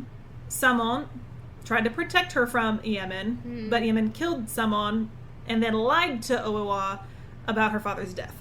So they're married one way or another, and Right. her husband kills her dad. Right. Okay. So in both stories, that's what's consistent. That's consistent, okay. But it just, how you arrive at those is slightly different. Okay. And in both scenarios, the marriage was unhappy. Okay. And they ended up having a little baby. And Owa ended up falling ill after having the baby. Aww. And so Iemen hired a rich doctor to care for her. And he had a beautiful granddaughter named Oume. So Iemen How did wanted, I know it? Fucker. wanted to marry Oume, but obviously he was still married to Owa. He didn't. So, here's route number 1. Iemen tried to take care of his problem by trying to kill Owa on his own. That would be the he didn't part. He did it. So he poisoned her. It did not kill her, but rather disfigured her face. Disgusted and disgruntled, Iemen pushed Owa off a cliff to try to finally get rid of her. But her spirit haunted Iemen and his new wife, Oume. Good. Because he ended up marrying Oume. And then one day, Owa's face replaced that of Oume. So Iemen killed the new wife too. Sounds like Blackbeard, kind of. So Owa projected her face onto Oume's body, But good on her! and Iemen tried to kill Owa again and ended up killing his new wife. I'm gonna not blame his new wife and say that this is all his fault. Oh, well, and so yeah. now he killed 2 people. Oh, no, not good that he killed her, but good on her for projecting her face onto the new wife Yeah. to drive him insane. Right. Piss. Owa is definitely in the right here. Oume, we'll get there in a second. So, Iemen was haunted by the realization that he just killed his new wife because of the curse that Owa put on him, and so he went to go jump off a cliff, as he should. However, the spirit of Owa met him there, and she pushed him. That's his new wife? Or No. his original wife? The Owa. original wife, the one he pushed Owa. off the cliff. Okay. Yeah. So he's like... So irony. Yes, Yeah. sure. Okay. So, route number 2, jumping all the way back to she's disfigured. Okay. Oume is, before disfiguring, they had a kid, doctor, now... Granddaughter. Yeah. Okay. So Oume, the granddaughter, is jealous of Owa and gives her a poisoned face cream that disfigures her face. And Owa goes mad and accidentally kills herself with a sword while running. That's hard. So Don't run with weapons, kids. No, just don't run. Yeah. Just don't run. That one. But I also want a sword. Same. So that I was- also want battle axes. Right? If we could go to the Renaissance Festival this year, you could get some. I almost bought throwing stars for myself for Christmas last year. And I don't daggers. have an aim for that. I And need like a daggers. club. That's about the only thing I can Give do. me a club. Like a troll club, just swinging around, hope for the best. My mom's bringing my longbow this summer, and I'm Oh, super good. excited. I'm so good at archery. Not to toot my own horn, but I used to be. I haven't practiced in so I'm pretty long. good too, unless I don't have a brace on. If I don't have an arm brace on because I'm double jointed, I Me too. literally look like I have been drug on a piece of stone Yeah. for miles. My I arm never is had that black. problem, but my friend did. She had to wear a brace. I have yeah. to. It looks Like, my elbow literally is- like this entire part of my arm looks Yeah. because it's just a straight bruise. Yep. But I bruise really easily. I dropped a pickle jar on my foot, and you should see the top of my foot from the pickle jar. I can't see it because it's dark in here. It's the whole Oh! all of my on the outside. See, I'm surprised. So I volunteer a lot with my local food with food the food bank. And I was volunteering yesterday putting food into cars because COVID has a lot of people needing food. Mm-hmm. Yeah. And so I was putting some food in the back of a Jeep that had a really big hitch, and I thought I almost lost my knee. Yeah. But there's no bruise, which is weird because I bruise really easily. So do I. It's so weird. Also, Anyway. shout out to the Little Free Pantry campaign. We're doing a margarita and a wine walk to honor them. And yay Little Free Pantry project. So that was leading into Owa's death. Route 2A, Route 2B, similar. Okay. The Disfigured murder. Got it. Right. So instead of the granddaughter, the rich doctor wants his granddaughter to be happy and gives Yemen the poisoned face cream. Okay. So rather than it coming from Oume, it's coming from the doctor. The end is, it could be one of 3 people who gave it to her. She gets facially disfigured. Hang on, we're getting there. Okay. I still got a lot to go. So. Oh, what a twisted tale. Yes. So Yemen poisons Iowa with the face cream to, quote, help her recover, but it's the poisoned face cream that disfigures her face. And then Yemen tries to hire his friend Takuetsu. Okay, let's try that again. Takuetsu to rape Owa and attempt to divorce her by accusing her of infidelity. When they do that in history, it just pisses me off all the more. It gets worse. Yeah, of course it does. He was also selling all of her belongings so he could afford to marry Oume. Mm-hmm. So, Gross. when... God, can I please just like women? Like, please, just make me like them. They're a little less terrible. So, when Takuetsu arrived, he was horrified by Owa's face that he held a mirror up to her, which apparently was the first time that she's seen her face since using the face cream, and thus disfiguring it. Mm-hmm. And so she went mad, grabbed a sword, and slit her own throat. Oh. Do you know how hard it would be to slit your throat with a fucking sword? But that is a cultural tradition, death by sword. I know, but your throat? Yeah. It's usually your gut, isn't it? Yeah. So that's... In traditional honor suicides in Japan. Yeah. Yes. Yeah. Her last moments were spent cursing Yemen's name. And then... Yeah, girl. Yeah, right? You curse away. Uh-huh. Although I guess a katana would be easier than, like, a fucking broadsword. Okay, that makes sense. Continue, sorry. Well, they're curved and they're a bit lighter. Yeah. So, Yemen disposed of her body in the nearby river, but was haunted by the ghost of Owa. Good. Similar to the first, Yemen saw Owa's face on Oume's body and slashed her with a sword, and then Yemen fled to an isolated cabin where he went insane. I feel like this is a horror movie I've watched before. Oh, wait for it. So, route number 3, a fellow criminal named Naosuke helps Yemen by giving the poison to Owa. Yemen gives Owa the poison that ends up disfiguring her face rather than killing her. Owa was distraught by the sight of her face, and so she killed herself and her son. Oh, and they were dumped into the river. No. Owa haunted Yemen and Oume on their wedding night, and Yemen fled to the forest. When he tried to catch fish, since he was hiding out in the forest, he would catch body parts of his wife and dead son. Awesome. Which led him to madness. I mean, that's awesome in like a terrible way, but that is A+ revenge. Right? I know. Females know how to get theirs, just saying. Oh yeah, so like in any case, Yemen is screwed. Good. He was a bag full of dicks. Yeah. So her ghost is said to appear with a very scarred face, with one eye drooping and hair falling out. I wonder if it was like arsenic or something. I don't know. Well, it kept saying face cream versus poison. You could put arsenic in a face cream, and that could like make your hair fall out and things. I always think of arsenic and Old Lace. Well, arsenic was used to like brighten your skin, so they could have just upped the dosage. Oh yeah, they used to. So they used to put it on to make their faces look paler and like you said, brighter. And then. What was it? Hemlock for the eye drops to make your eyes... Essentially to make anyone you look like... Belladonna was to look, make your eyes that was bigger. it. That was it. To make you look like you're in love with them. Like, yes. You know.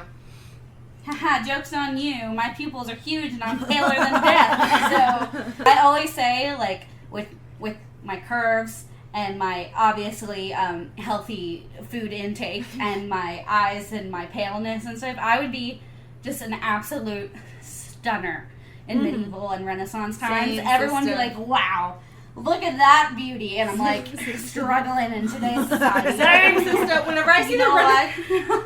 Whenever I see the Renaissance pictures and they're like chubby girls with their tits all out, and I'm like, It's I me. relate to you so hard. Yeah. Like, you are my baddie. Hair all over the place. Oh, God, This yes, big, the hair. long hair Yep. and the blue eyes and Yep. the nose, everything. I got it. I got it, okay? I always say I should have been born back then, but I couldn't have handled the Oh, lack I of would hygiene. be dead. Right. With my medical issues, Well, I that would too. have been dead 40 That times too. over. That So, too. you know what? So I mean, stuff is still terrible today, don't get me wrong. Yeah. that is the legend of the actual person of Owawa. There's also a couple different legends behind the shrine. So the first one is that it was built to appease Owawa, and there's a statue inside of the temple that grants wishes of her worshippers. Cool. There is another I like story that is surrounded. Well, let's get there. It kept popping You're up. singing Christina Aguilera. I like wishes. I said, I'm a genie in a bottle, baby. I knew you were singing Christina Aguilera just by your lip movements. Hey, I had genie hands and I was wiggling too. I'm a genie in a bottle, baby. Come on, rub me the right way, honey. This story kept popping up out of context, but it was very solid. Like, there was a lot of information on it, so I had to give it at least some sort of credit. So, Owawa and her family experienced some financial difficulties, and Yemen decided to go work for a merchant family. And one day, Yemen came home with 2 very large rocks that he put in the family's garden. Okay. Owawa prayed to the rocks for luck and prosperity, and over time, the family ended up being prosperous. And so the neighbors noticed and were like, she's praying to these lucky rocks. So they obviously must, bring good fortune. Okay. And so they built the shrine around the rocks. Okay. And so that's where the shrine came from. In 1908, the original shrine at the house of Owawa was burned and was moved to its current location. However, they did not abandon the old location. They just built a new shrine there. But the rocks are at the new location. However, according to the Tokyo Metropolitan Board of Education, which I trust because I'm an educator, Mm-hmm. Owawa worshipped at the shrine with her family, including Yemen, and they were actually happy in their marriage. And the shrine eventually was called the Owawa Inari in her honor. The Inari shrine burned in 1879, and they rebuilt the shrine in the current location in 1952. And like I said earlier, I watched some videos of them showing the surrounding areas and things, and it really took me off guard that the shrine was smack dab in the middle of Tokyo. Oh, There yeah, are apartment it's crazy. buildings all around. Like, you can just kind of walk up and, boom, there's a shrine. And so in Shinto shrines, a lot of times you give a coin when you walk in. Mm-hmm. And you purify your hands, and certain ones that you drink also. But yeah, they're everywhere, and a lot of times they're a specific natural thing. So Tokyo is really cool because there's so much nature inside the major city. Yeah. It's also the cleanest and perfect. So However, they just show some old pictures, or some pictures of the old shrine that will be included in the blog in a link.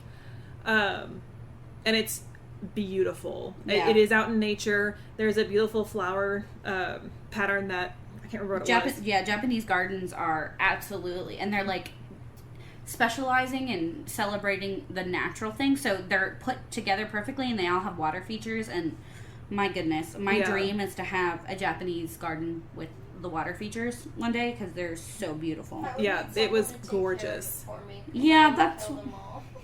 I try really hard to keep mine alive, but I don't have anything that's difficult right now. So Yeah. my lemon tree has lemons on it, though. The story of Owawa and Yemen inspired one of Japan's most famous ghost stories. Mm. It is Yotsuya Kaidan. And Originally, it was presented as a kabuki play, which is a highly stylized dance drama. Yes, it is. And it premiered in 1825 and then was made into other theater adaptations, movies, and TV shows, which is where Brie might have seen it before and why it might have sounded familiar, because it's in a lot of horror-style productions. I do love me horror. It's rumored that, I'm sorry, I did not practice saying this beforehand, and I really should have, Ichikawa Saranji, the first kabuki actor, once owned the shrine. So there's a little fun fact. Interesting. Another little fun nugget is that the staff and cast of theater and movie productions that portray this story first offer to pay their respects to the shrine to prevent suffering the wrath of Owa. She is accredited to the mysterious disasters and deaths that have happened during a number of productions. So they figure better be safe than sorry. Weird. A theater ghost. We don't have those. That haunts a story, not necessarily the place of... That's cool, though. Yeah. That is a really interesting. So there's a fun little twist there. And I looked up a lot of different adaptations, and I really wanted to include some of them. However, there were literally so many. And it was, you know, this samurai and his friend were... Yeah, so many. I tried to come up with one, and I realized I was combining like 4 of them all at once. Sure. Literally that so happens, many. though. That's like part of the trickle-down effect of... Well, that's how we get That's legends. storytelling. Yeah. Yeah, that's storytelling. I was going to say that's folklore. That's storytelling as a whole. Well, that's literally why I had to tell the multiple branch-offs at those different points. Because it's hard to... Oral storytelling. And everyone's going to claim that theirs is the best of the original. It's, so. it's just a big game of telephone. It's like grandmas with their recipes. You Right. can't pin down to one exact thing. Yeah, so that's the story of the Owa Shrine. Interesting. And now Catherine's going to regale us with horrible stories. Oh, guys. Okay, so... As I fill up my drink, I'm not peeing, I promise. Before I get started, so I normally don't do, like, trigger warnings or disclaimers because we are a true crime spooky podcast, you know? But I am going to do a couple of trigger warnings for this one. It does involve child rape, child murder, cannibalism, and necrophilia. Ooh. For very, very young children. Which... It's horrible for anyone, but it's exceptionally horrible when they're, like, little girls. Like, 5-year-old girls. Oh. Yeah. So, that is a disclaimer. Before we get started on the actual case, I want to talk a little bit about crime statistics in Japan. So, Japan has had a handful of serial killers. But there's only, I hate to say notable ones. That's, like, a horrible thing. But there's only a couple that are known in, like, the Western sphere. In America, we have, like, a ridiculous amount of them. But just statistically, we're more likely to have them, or maybe we're just more likely to find them. Or acknowledge them for what they are, maybe. It's still kind of a new field, so we don't have a whole lot of statistics on it. So this is just basic crime. Okay. In 1989, which is right after my case takes place, so in 1989, Japan experienced 1.3 robberies and 1.1 murders per 100,000 people in the population. Wow. Okay? And there are 35 million people in Tokyo alone. Yes, but still, that number is low. No, I know.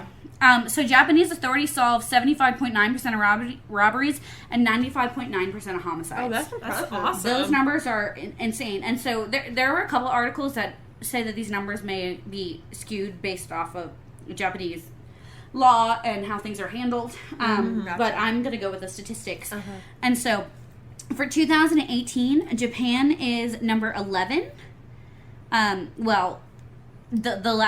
Japan's numbers are from 2018, but in the list of countries with murder rates, so it's number 11. It's only the second one with any murder rate because the first 9 have 0 murders. Oh.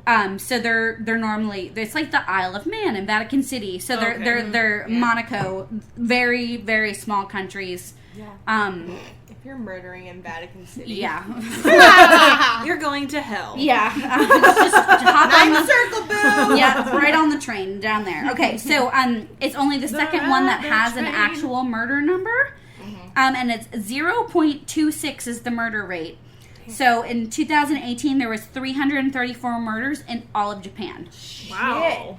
I don't even want to know the comparison. That's to more US than... numbers. Okay, so the U.S.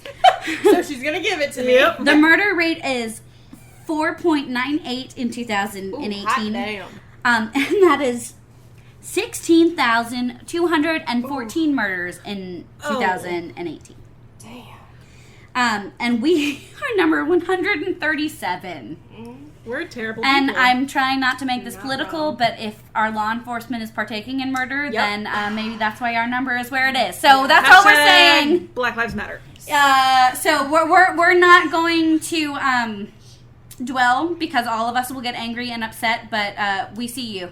But I am going to add that to our story. Yeah. So we see you and We acknowledge you. We support you.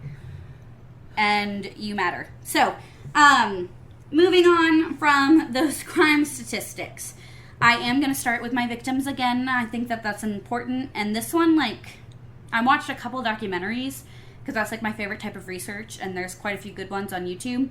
And it makes me so sad because these are like babies. So I have 2 younger sisters, and they are everything to me, and so this makes me horribly, horribly, horribly sad.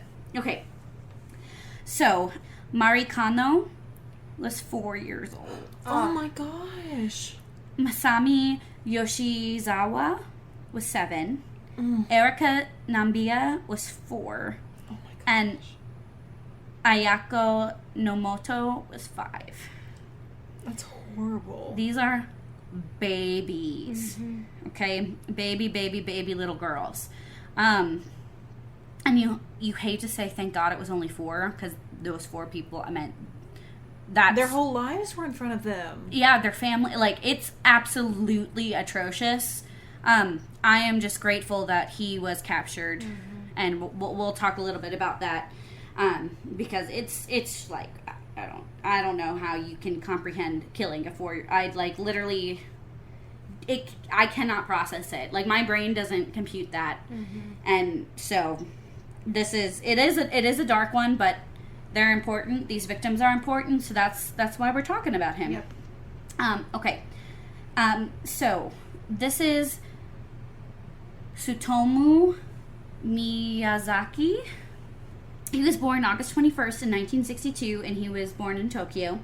And he's known as the otaku murderer, or the little girl murderer. Oh. And I'll talk about what otaku is, because it is very interesting what that means, because that's a very specific thing in Japan, and we'll talk about that and how this kind of got tied in to this case. So he was born premature, which is no excuse. I was 2 months early. My youngest sister was 3 months early, and he had a birth defect where his hand joints were fused together. So he couldn't move his wrist upward. Yeah. He had limited motion in his hands. His joints were fused together. Disabilities are difficult. But it is not an excuse to rape and murder No, and children he or anyone. seems to put a lot of blame on this, and I really cannot get behind that No. at all. Well, So that makes me think that his upbringing was... well, we're going to talk about Okay. it. We're going to talk about it. So he was born premature, and he was ostracized in elementary school, and so he kind of became very isolated. Now, kids can be mean. Yeah. But I think that there was a lot more going on here than him having a physical disability. Okay. Right. So his grades were pretty good, and then he went to high school and his grades dropped dramatically. It says he was ranked 40th out of 56 in his class, which is not great, and he didn't receive admission to university. He wanted to study English and become a teacher. Thank God he did not. I have so many thoughts on that. Yeah. And so he went and became a photo technician. Okay. Certainly nothing wrong with a No. technical career, but this guy's a fucking bastard and I hate him. Yep. So in the 80s, he moved back into his parents' house, and he wanted to work. His dad owned a newspaper, and so he wanted to develop film for the newspaper, right? Which kind of makes sense. It's family business. But he had 2 younger sisters, and his sisters, well, his sisters did not like him. Okay. Well, they probably sensed something was off. they sensed something was off, and then they started talking about it. So he said this Okay. is when he became suicidal, which is horribly sad. But his 2 younger sisters, like, he used to watch them in the shower. Yeah. He was super creepy. They knew something was wrong. His parents then, in turn, so there's a lot of pressure, especially on sons in most cultures, especially Asian cultures, that they need to be top of their class, go on. There's a lot of stress about exams and universities, but not everyone can be the top, right? And so he, I think, got some disapproval from his parents from that, but it was mostly his younger sisters being like, dude is creepy. And so he was dealing with mental health issues, which is not talked about in most cultures. And his grandfather died, and his grandfather was kind of who he was closest to. And so he said in an attempt to retain something from his grandfather, he ate part of his ashes, okay?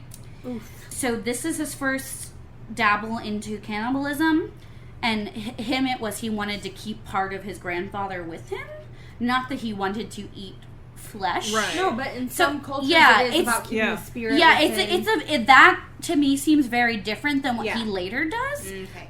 But he got super, super, super introverted, and he watched his sister in the shower, and his mother learned and said he needed to spend more time working, less time watching videos on his computer, and so he attacked his mom, and they sent her off. Okay? Oh. Yeah. So he didn't kill his mom or his sisters. We don't know if he actually assaulted his sisters, but he was definitely being creepy and watching them. A lot of this, he said that because he was so different, he didn't get to have normal relationships with girls. Fuck you. Yeah. So anyways, a lot of the things I watched, so he was super into anime.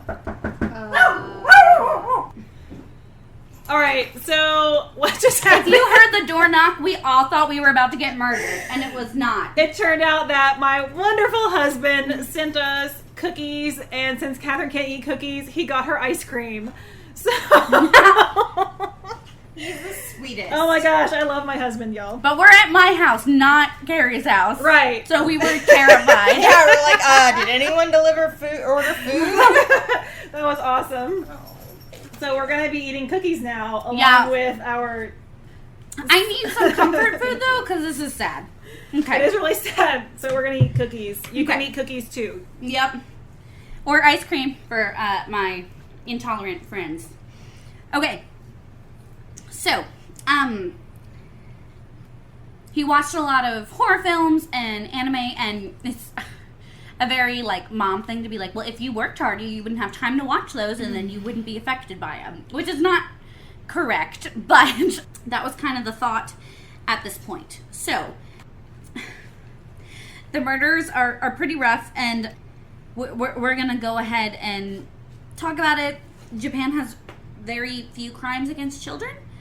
And so Miyazaki was pretty mild-mannered in his normal life. He worked, and he would randomly select children to kill. Oh. that's He horrible. wrote to the families of the victims, sending them letters recalling details of the murders. Son of a bitch.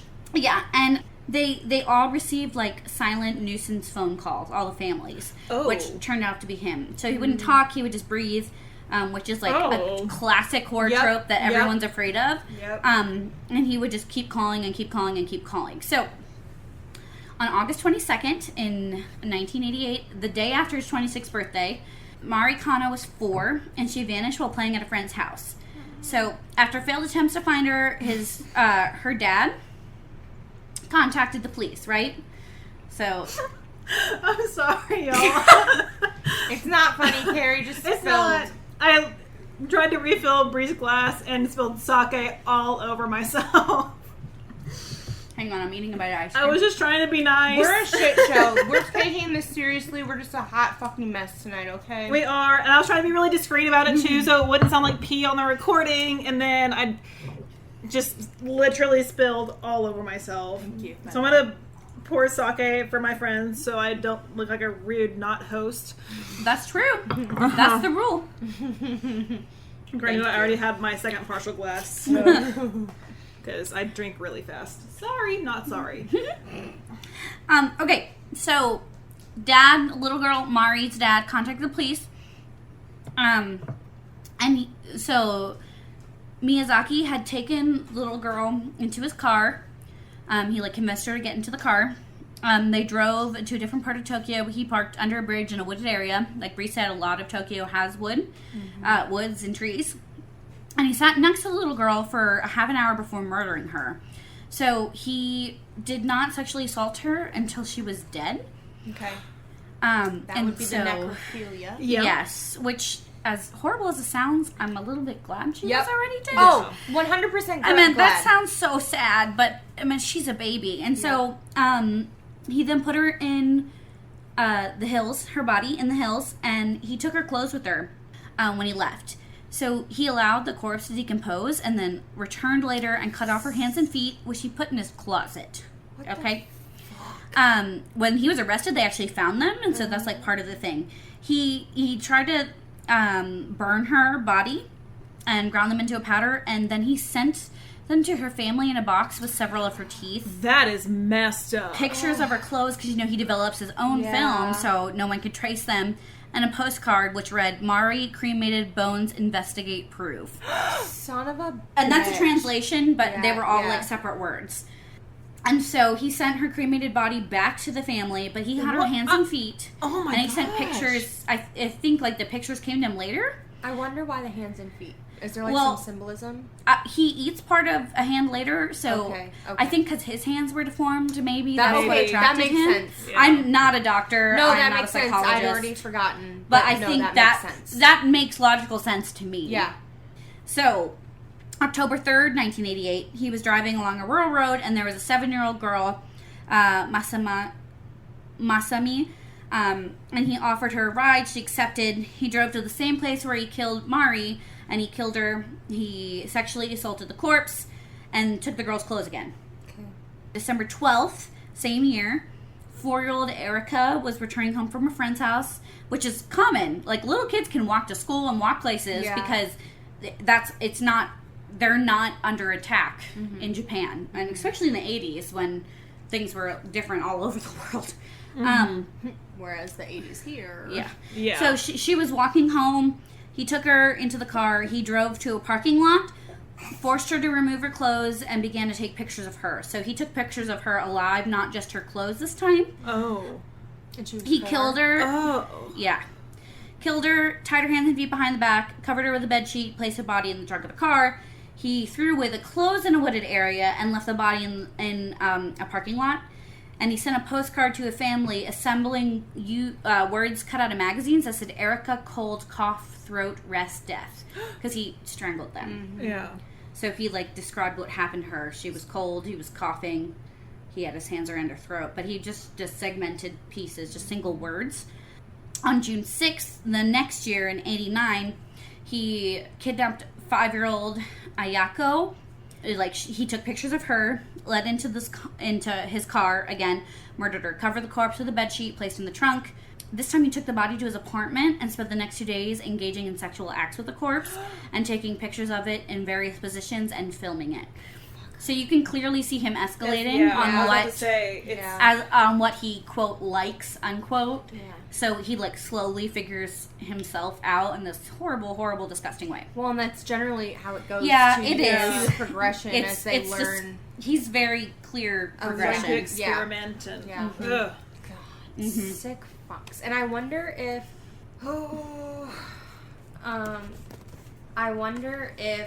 the cutout, the segmented words is supposed to be a reflection of his psychological state, I guess, because he started off super smart, but then it's almost like his mind kind of broke, or like as he got older, he had like a development, and it kind of like his words segmented. Like he was slower in school, but we'll talk about that because he claims he has an alter ego, so we'll talk about that. Okay. But also, since it was cut out of magazines, my words weren't coming out right anyway. It could have been not wanting to recognize handwriting. Well, I was wondering if not wanting to recognize handwriting, but also not wanting to recognize like word patterns and shit like that, because you can, they can use that to understand.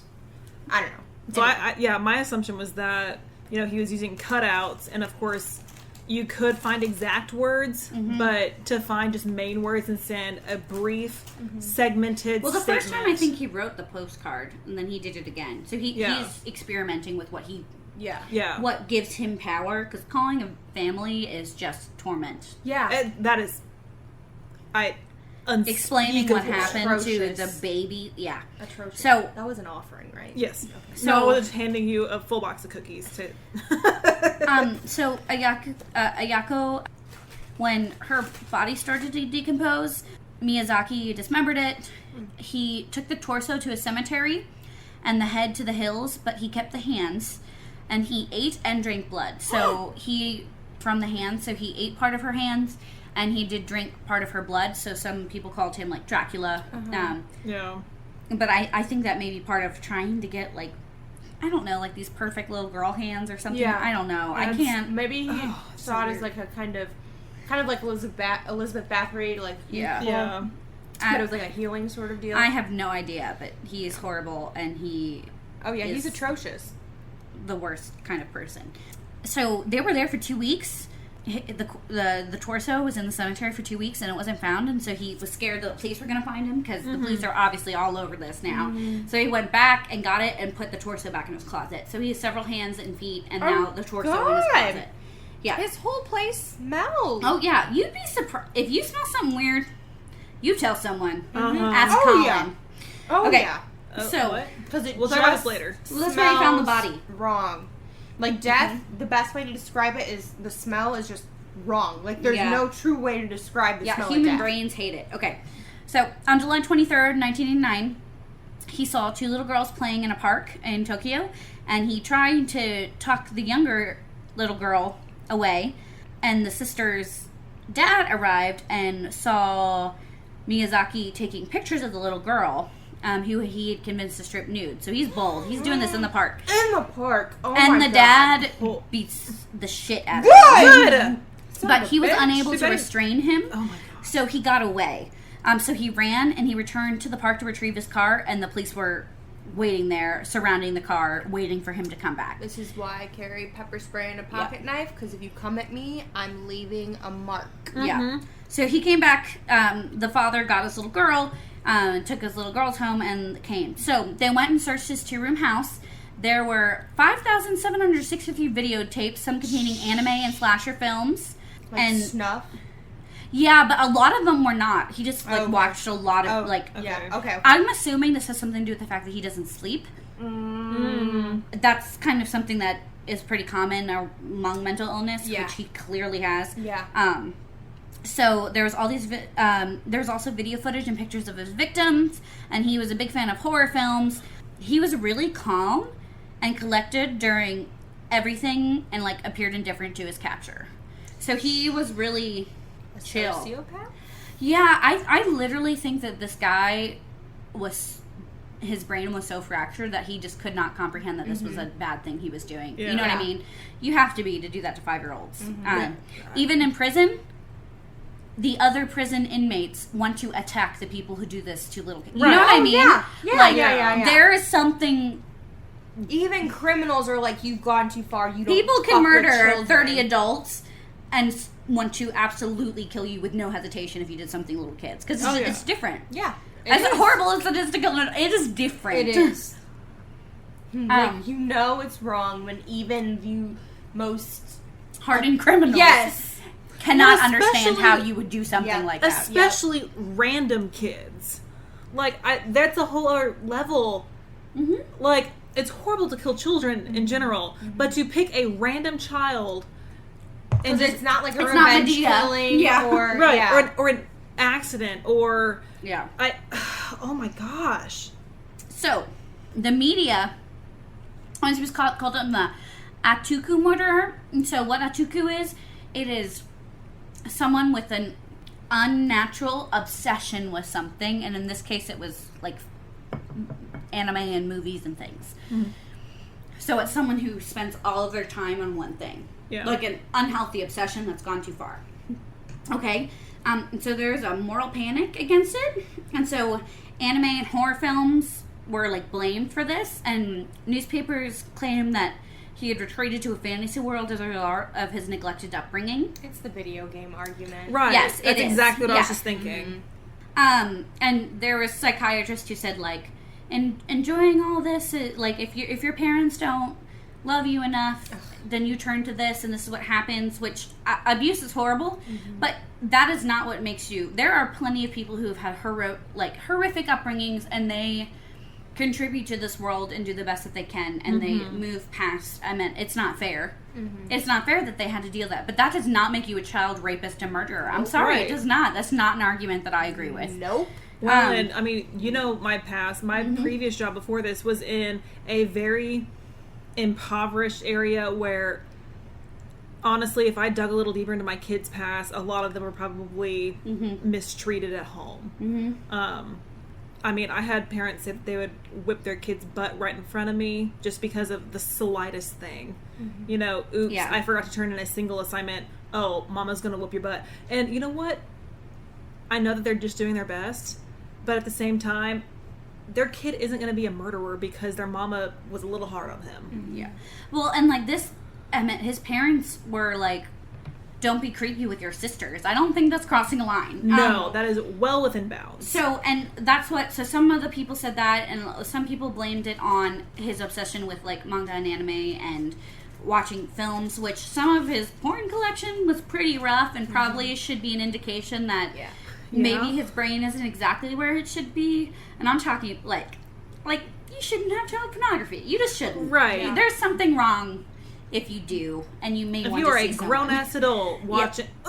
Yeah. I'm sorry. So there was clearly a sign, and he was just like, I do not blame him watching anime on him becoming a murderer. No. You don't get to use that as an out. That's a fucking cop-out. Yeah, and some of he has another cop-out. So, trial began on March 30th, 1990, and he was clear, like, he didn't make sense when he talked. Like, this man was clearly ill. And he blamed his actions on the Rat Man.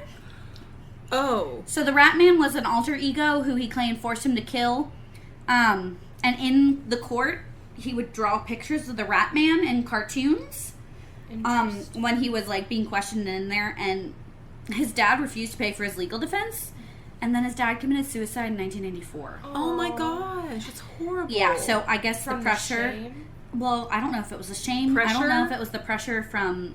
I meant, there's so many reasons people... It's not one thing that can contribute to it.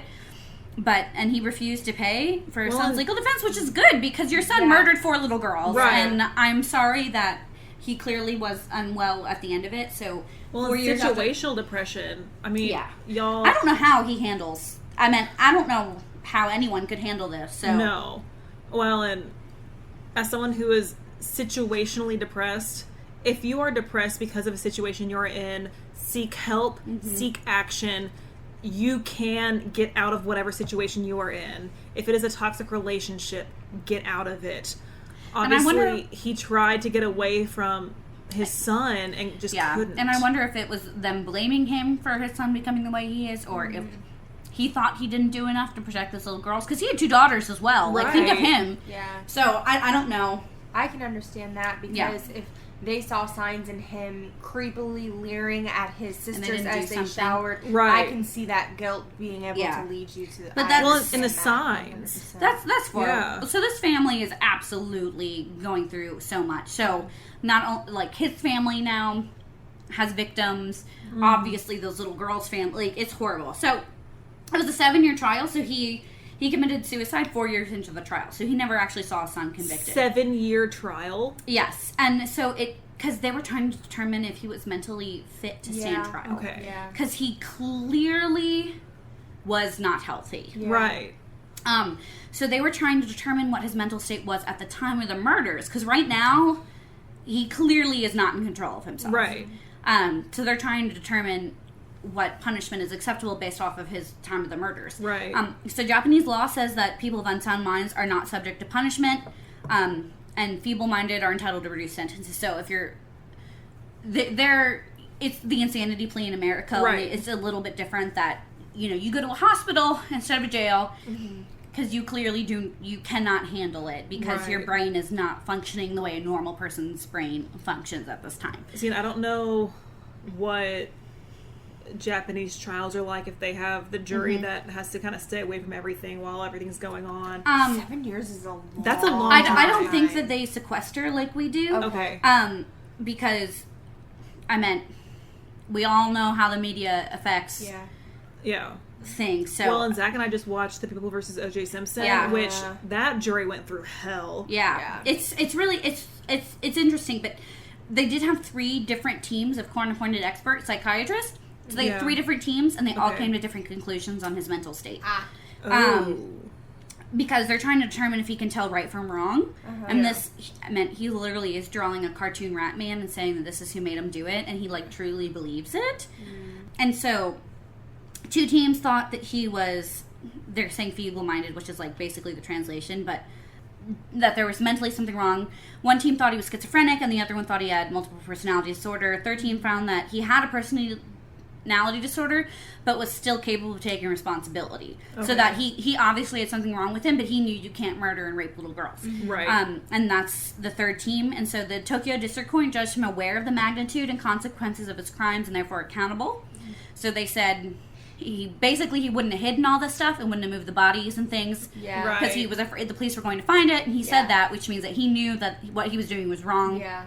They did not deny that he was obviously very ill.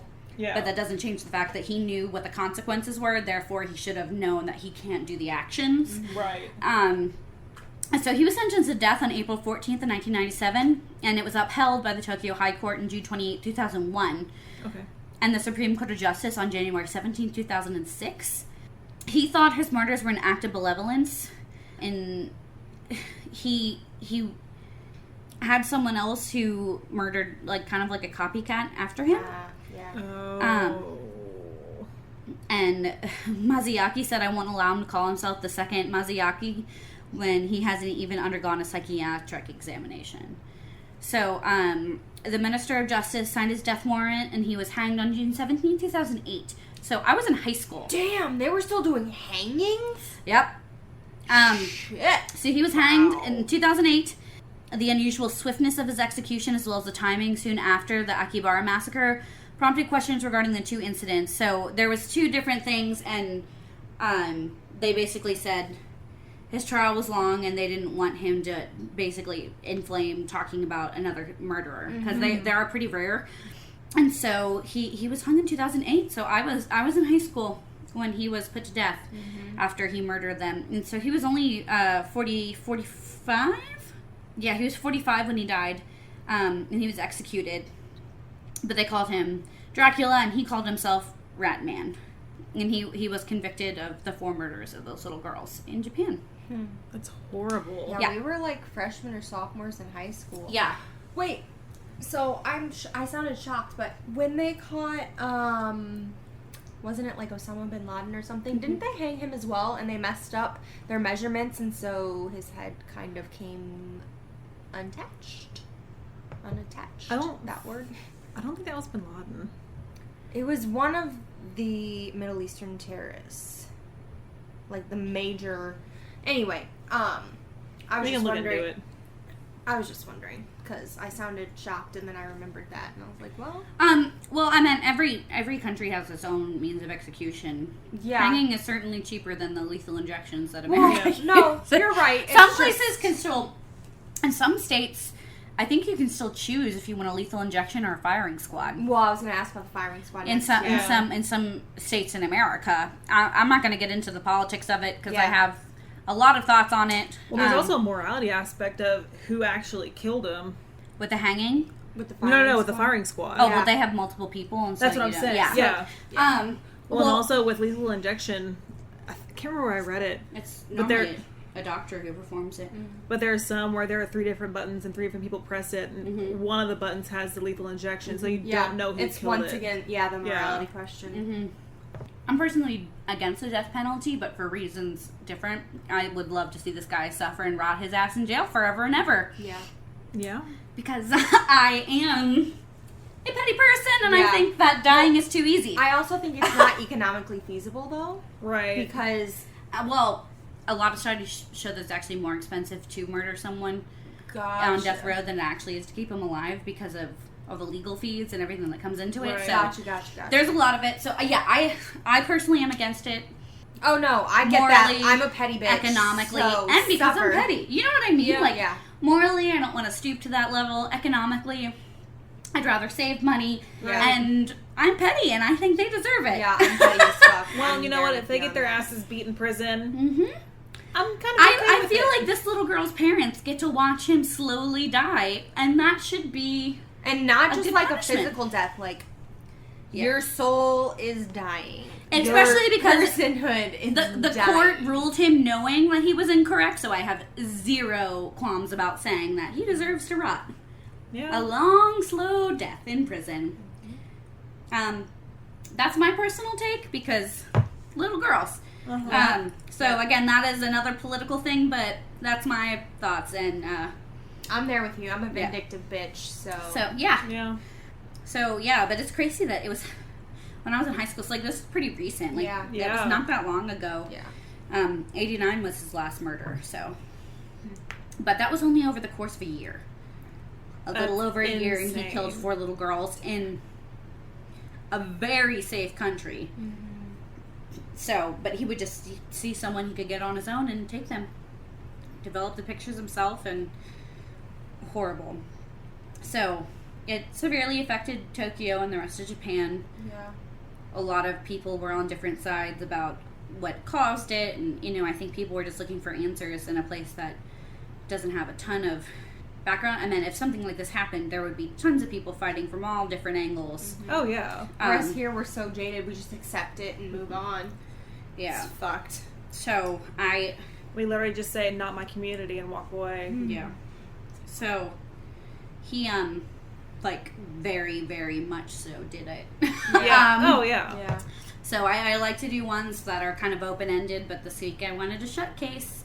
And he was tried and convicted and punished in his legal system's way. And good riddance. Yeah. Yep. Because he was... I tend to try and kind of understand things, and I was like, okay, obviously there's something wrong with him, but since he was ruled understanding and he did things forensically to countermeasure, he knew what he was doing, and I hate him with all of my heart. Yep. Sorry, that was dark. Japan is just really interesting in that way, though, because they are such a, I don't want to say pure culture, but, they have a really interesting lore and history. Yes.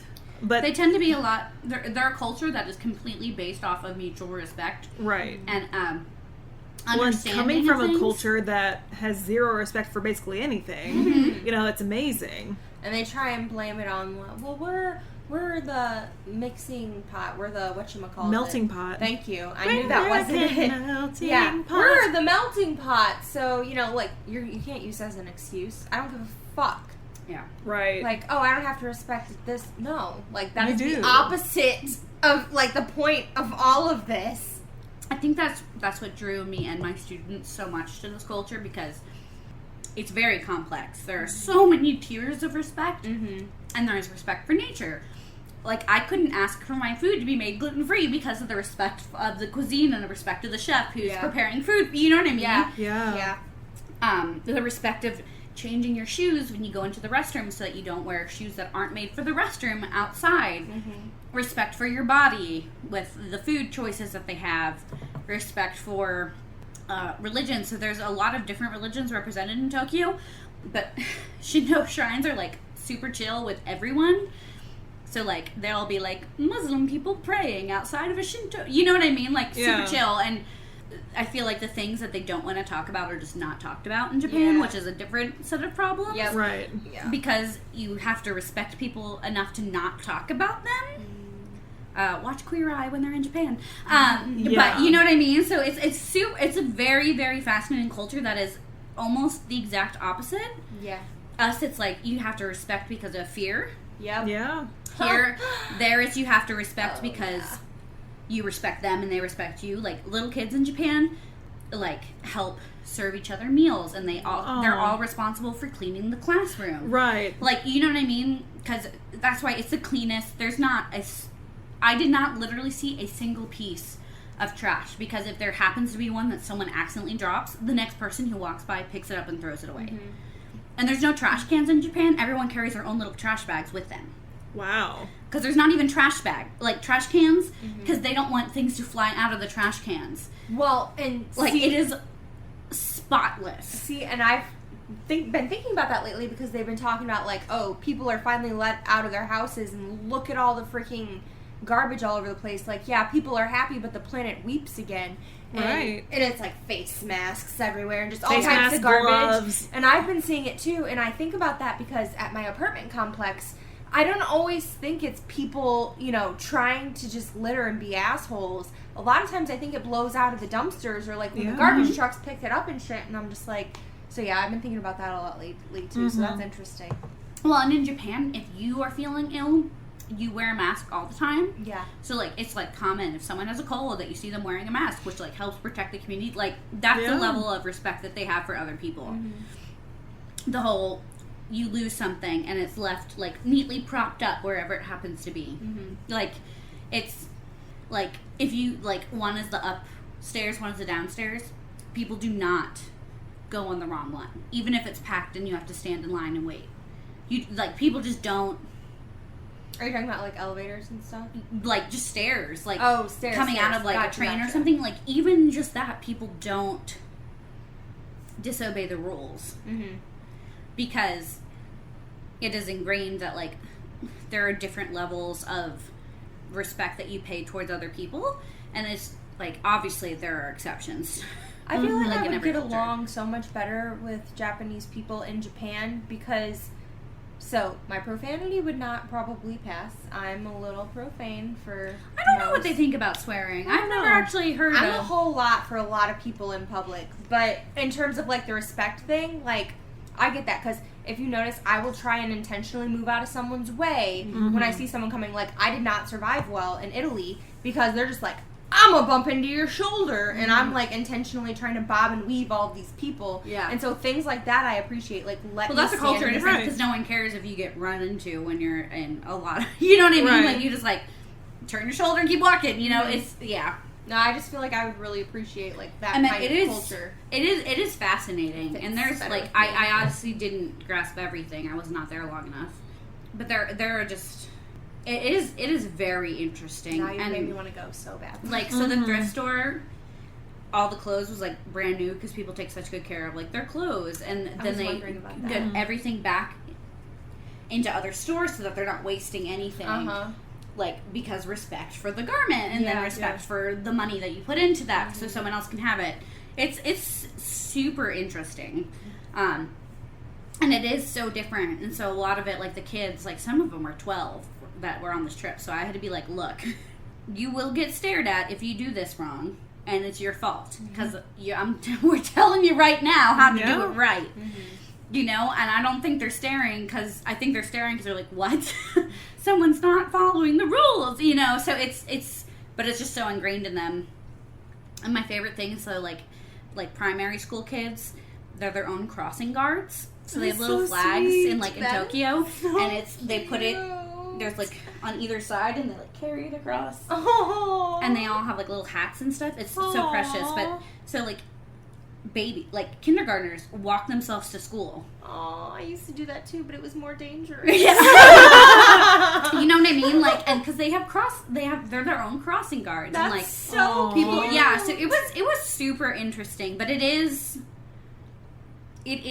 different. I want to go so bad. Like, when I went in the onsen, like, I wanted to be respectful because of my tattoos, but, like, also, I could not buy clothes there. Yeah. They do not make clothes that fit my body type because it's not Curves. it's not popular there. Yeah. So one of my kids went into the Mac store and they're like, Misty, there wasn't anything even close to my skin tone. I'm like, well, different demographic. They're like, I know, it's just wild. And, you know what I mean? Like, so it was interesting because they things are just done in a particular way, and everything like is so specific. Everything is specific. Yeah. Like you said, there is sake for certain times of the year to do during certain. That's how specific the culture is, and it's very interesting. And like I've studied kabuki and bunraku theater and things, but it's super cool. Well, I listened to traditional Japanese music while I was writing my notes because as a music teacher, I like to immerse myself in what I'm doing through music, and It is so different than Western music. There's no based comparison, on triads and right? Rhythms are not 4/4, and it's very interesting. Yeah, I love it. So, go to Japan, guys. It's I real want to cool. go to Japan. I know. Please send us to Japan. It's a long flight. I took 2 melatonin and drank a glass of wine and slept the entire way. Ooh, I So should do that next time. Because my dad was like, when I went to study abroad, he's like, you have to sleep or you'll get jet lag and it'll be awful. And so, of course, my brain is like, you're not sleeping, bitch! Watch all of the movies. yeah, And I meant, then but that was horrible like jet that was lag. like a 14-hour flight to Japan. Yeah. Like that's a long flight. Oh, yeah. I can do long flights, no problem. But 14 was like, Yeah. That's a Oh, lot. no, I'm Bro. just saying I would definitely need to do that for Yeah. that flight. It's a good idea. I was not expecting to sleep the whole time, and somehow I did. If I took I said, good night, I'll see you in Japan, and everyone was like, Miss D, you're not going to sleep the whole time. Guess who woke up when they were landing in Tokyo? This girl. Well, we hope you enjoyed our tour of Tokyo. Matane! Follow us on Instagram at Darkside Tour Guides and on Twitter at Darkside Guides. Give us a like on Facebook at Darkside Tour Guides. Visit the blog at darksidetourguide.wordpress.com or email us at darksidetourguides@gmail.com.